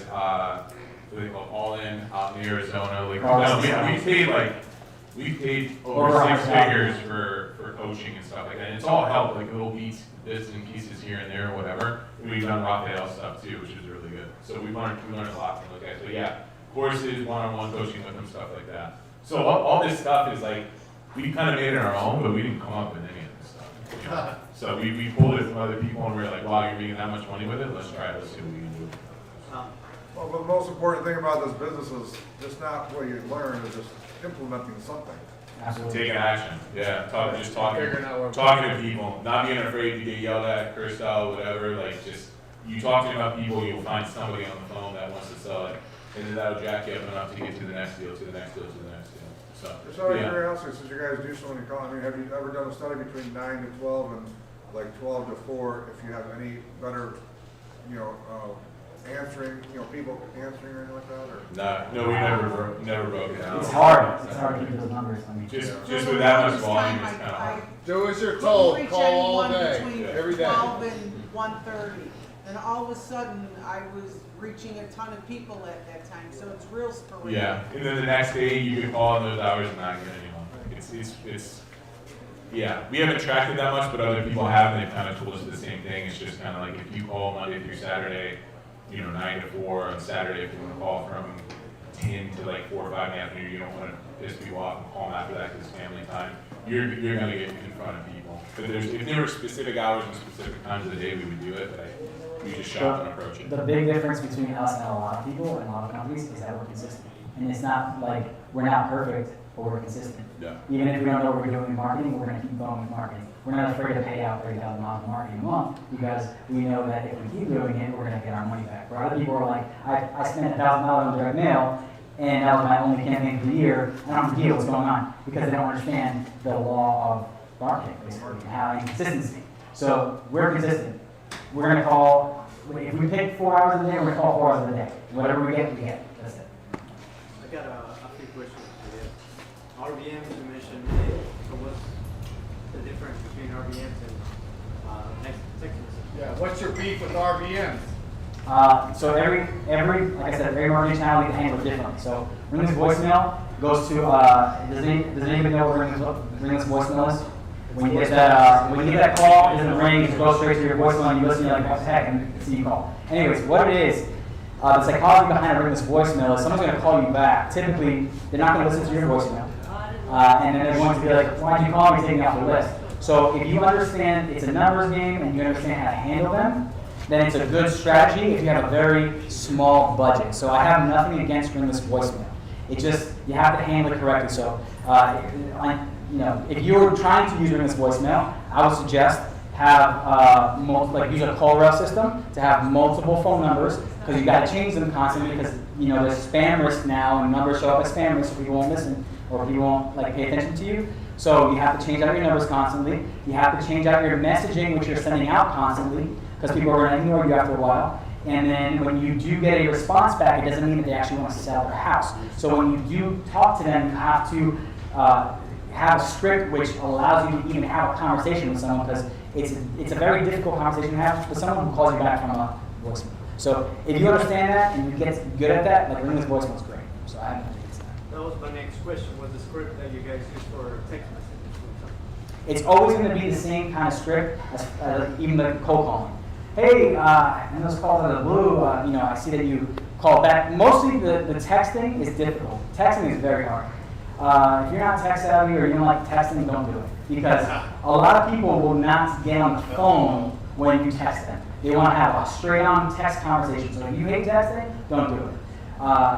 The hardest part is saying, hey man, let's get on the phone and talk about this. Because some people won't do it.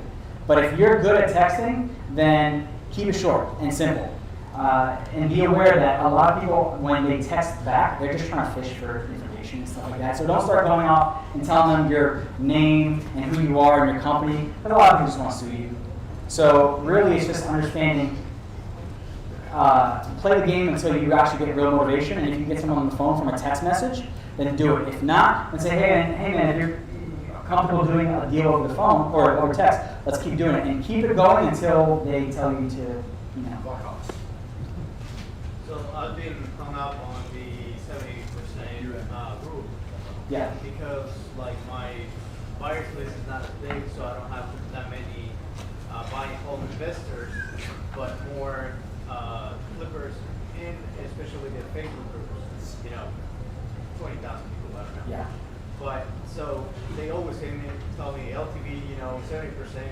So whenever I go to people, $200,000 home, I try to get it for 130. That's local, and that's what I've been getting a lot of. You mentioned that you use the MLS to run the comps, or not the comps necessarily. You run they're comps. They're comps. You just see what's going on in the area. Because you'll get crushed right now. If you try to do 70% minus repairs and put your property, people are just going to laugh at you because they're like, I had 5 people. I had OfferPad offer me $180,000 for the house yesterday. Now you go back and say OfferPad is trash because they're going to come in and they're going to give you that price and they're going to subtract $30,000 and they're going to charge you 70% commission. You can beat them up over it, whatever. But the biggest thing is don't get caught up on that. I know that's a lot of things. That's how we started out too. But especially right now in the market and everything like that, you can't do that. The biggest thing you can do is work with a realtor, get access to MLS, or use PropStream and really see what's going on in that area, what stuff is selling for. Because you're thinking 130, but you look around and you see 4 or 5 other houses that look pretty crappy, sold for 150, 160. Then you're like, okay, I can definitely offer more than that. Second thing I would say to do, if you ever get something and it's decent or have a question, hit us up and we can help you evaluate it. And then again, we JV with people and do that kind of stuff all the time. It's selling for. Is that what you're saying? Or they have sold for, but it's as is condition per se. Right. That's where you go. If it's selling cash, if there's no cash comps around there, you can just take ARV and then you don't have to. You can kind of do a formula, but it doesn't have to be as low as 70% minus this, minus that. You can go higher than that. Right now, you could probably take that same formula at 82, 85% and make an offer and still make some money off of it. That's kind of the old school way of doing stuff.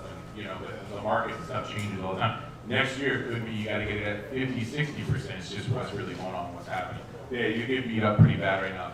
You might get somebody and you'd have a killer deal. But again, we try to do volume and we try to hit our average on each deal. Hit a home run every once in a while, But your mindset, you would rather make 20,000 on that deal than lose 40,000 by not getting it 60 left, right? We're gonna make whatever. Yeah. that- No, but yeah, that's my point. 100%, You- yeah. You're throwing the loss aversion out the window. Yeah. But for wholesalers, not actually making 40 or 60,000. We're making 5, 10,000. No, we've made 40, 60. No, what I'm trying to get at is that, you know, not losing the deal by $20,000 or whatever, is because we are actually wholesaling it to somebody else, flipper normally, that will make the 40, 60,000 on their spread. We could potentially make 30, 40,000 on the deal also. Some meat for you, some But meat then for them. the 70% or like higher spread needs to be in place. You gotta factor things in, but people will buy stuff higher than what they should too. I mean, there are people out there, there are, that's why you gotta keep, the biggest thing you can do right now, biggest thing you can do right now is talk to and get in front of as many buyers as possible. Because right now you have a limited pool, so you're kind of worried, you're like, I gotta get these numbers. But if you can get away from that and you can offer people better than the averages you are, you're gonna get more deals out. And if you get something and you're like, I think I locked this up too high, again, bring it to us or whatever, and we'll do the best we can to sell it. We sell a lot of stuff that most people wouldn't even mock up. Best way to reach you, text? Or Yeah, shoot us a text. We can call if we don't answer, shoot us a text. Ringless voicemail. Yeah, ringless voicemail. All right. We got like 5 more minutes, and then you guys can escape without guilt. But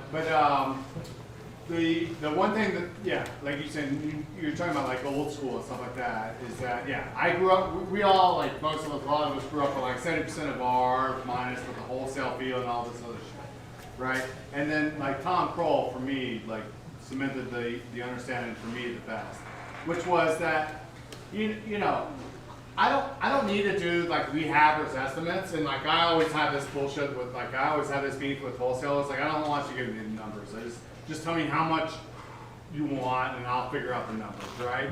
Like, and so like wholesalers' job is not to figure out everybody else's numbers, like it's just impossible, right? And then like rehabbers always bitch about wholesalers and back and forth, right? And so, like really, like the wholesaler's job is only to understand what the comps are for the cash sales, right? Not for the MLS and the like whatever retail sales are. It's like what are the as-is sales in this area, right? So what are all the other supposed rehabbers, right? Like and like the supposed rehabbers, most of them don't like survive in business. It's not their problem, right? But if an as-is sale is going on in this area on a regular basis at like 175, right? Then I know that I could sell it for 175, right? So I really don't need to buy it for 150 or 140, right? So if I can get it below 175, right? Then I can sell it at 175, right? And I don't have to do the math on rehabs and all this other shit. And I don't even have to give a shit about whether or not the guy's going to make money. Because frankly, he's not, you know? But, so if I can see like all the as-is sales in that area and it's 175, then he's going to say, oh, can I get it for 160 to 170? And yeah, sometimes they're going to get it at 150 and they're going to sell it at 175. And so, yeah, so you're making a spread on the margin or whatever like that, and you're doing mass sales, and so don't worry about other people's math. You know, don't worry about counting other people's money. And so, are they going to get a deal at 130 because the guy just says I want 130? Yeah, they're going to get one deal at 130. But most people will just, you know, we get trained in the old school, right? And the old school says I need to get it at 130 or it's no deal because the rehabber can't make money. That's not their problem. They don't have to worry about it. They don't have to solve that. You can send 6 different flippers in there, you're gonna get 6 different numbers. One dude will absolutely love it, one dude will say it's and they're all gonna be wrong. And they'll all be all over the place. Yeah. So you learn that very quickly. You're like, this is the price. If you like it, we can work together, whatever, we can negotiate a little bit, but you leave it at that. So, how many other, so you pretty much, you sign every contract, right? You don't really close on anything? We do some double closes. Some of the hedge funds and stuff we sell to, we double close on. Because they won't do assignments. Double closing, that means you don't want to show them how much you made, so that's fine. Right. I get that part. So, that's a good thing for you. Right. So, but at the end of the day, let me ask you a question. If you were gonna close on every single deal and actually market it, how much more would you make? We've thought about that before, but that takes a lot of capital too, and we're pretty risk averse. So there have been a few deals that we wholetailed where we bought it, literally paid somebody a couple $100 to clean it out, didn't paint, didn't do anything, and we knew if we put this thing on the market and it can sell for retail because it's in decent shape, we'll sell it for retail where the actual ARV is 200, we'll list it for 185. We got it for this price, we could have made a $15,000 sign, but if we turn around and put it back on the market, we make 30, 35, then we'll take that risk and go for it. Stuff like that. But for we probably could, I mean, if we had a bunch of money in our quarter, like unlimited funds, we'd probably, maybe 25% of stuff, we'd actually buy it, make sure the seller's gone, or the tenant's gone, whatever, and then just turn around and then put a lockbox on it and sell it to everybody. It'd be an easier world, you'd probably make more money, but you're always taking a little bit of a risk that the market could turn, there could be crazy foundation issues, there could be something wrong with it. So we sleep a little bit better at night knowing that, hey, they did their due diligence, they walked through it, we assigned it, we made a decent fee onto the next one, did that. But we've thought about that before, definitely, like, hey, if half of these, if we bought them and then actually controlled it a little bit more, we'd probably make more money. Yeah. But there's risk involved in that, and we're very risk averse, so. So there was a question apparently online. Somebody asked how much money we started with. We didn't really start with much. $10.94. Yeah, something like that. No, we, Cost of your outfit. probably a few $100s, probably for bandit signs. and stuff Probably like that. $300, and then we just kept whatever money we got from watching that. We probably spent a total like $1,500. Probably, it took us a few between us. months to get a deal. So yeah, probably all together before we got our first deal, anywhere from like $1,500 to like $2,500. And then we just took that money that we made from the first deal, parlayed Put it back into into marketing it. and kept going. You guys, are you guys looking for any land at all? Yeah, we do land. We don't really market for it specifically right now. We're about to, but we've done multiple deals where people say, I don't want to sell this house, but I have a piece of land or whatever. And we're like, okay, tell us about it. Or people will somehow get referred to us or whatever. But we do land stuff. It's just got to make sense. It's got to be in an area where somebody's interested in actually building when there's stuff going on.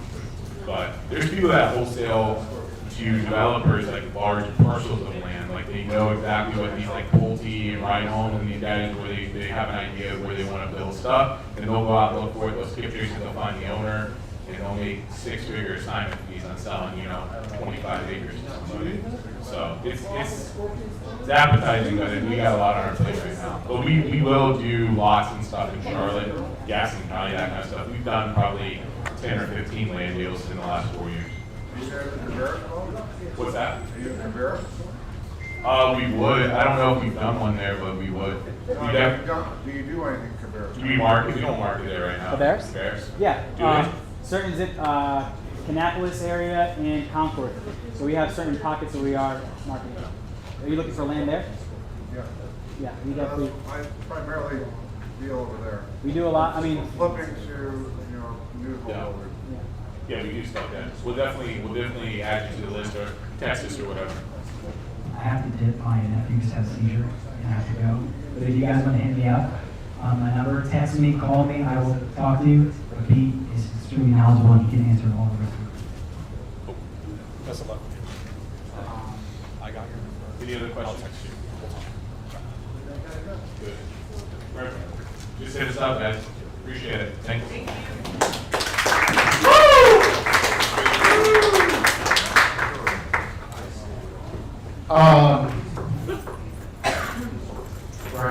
Tell us all about the frog. I'm shocked over here. They don't know the story of the frog and the scorpion. I'm going to tell this fucking story. It's a good story. Who doesn't know the story of the frog and scorpion? Nobody knows. Scorpion stings the frog 100 times. Yeah. Yeah. The scorpion needs to get across from the lake. And he says to the frog, I need to get across the lake. And the frog says to the scorpion, screw you, you're going to sting me, I'm going to die. And the scorpion says, no, why would I sting you? Because if I sting you, then I'll drown on the way there. And the frog's like, you know what, that makes sense. I will take you across the lake, and you can hop on my back, scorpion. And so the scorpion hops on to the frog's back. And the frog is halfway across the lake. And the scorpion stings the frog. And they both drown to death. And as they're dying, the frog says to the scorpion, why did you sting me? And the scorpion says, because I'm a fucking scorpion, asshole.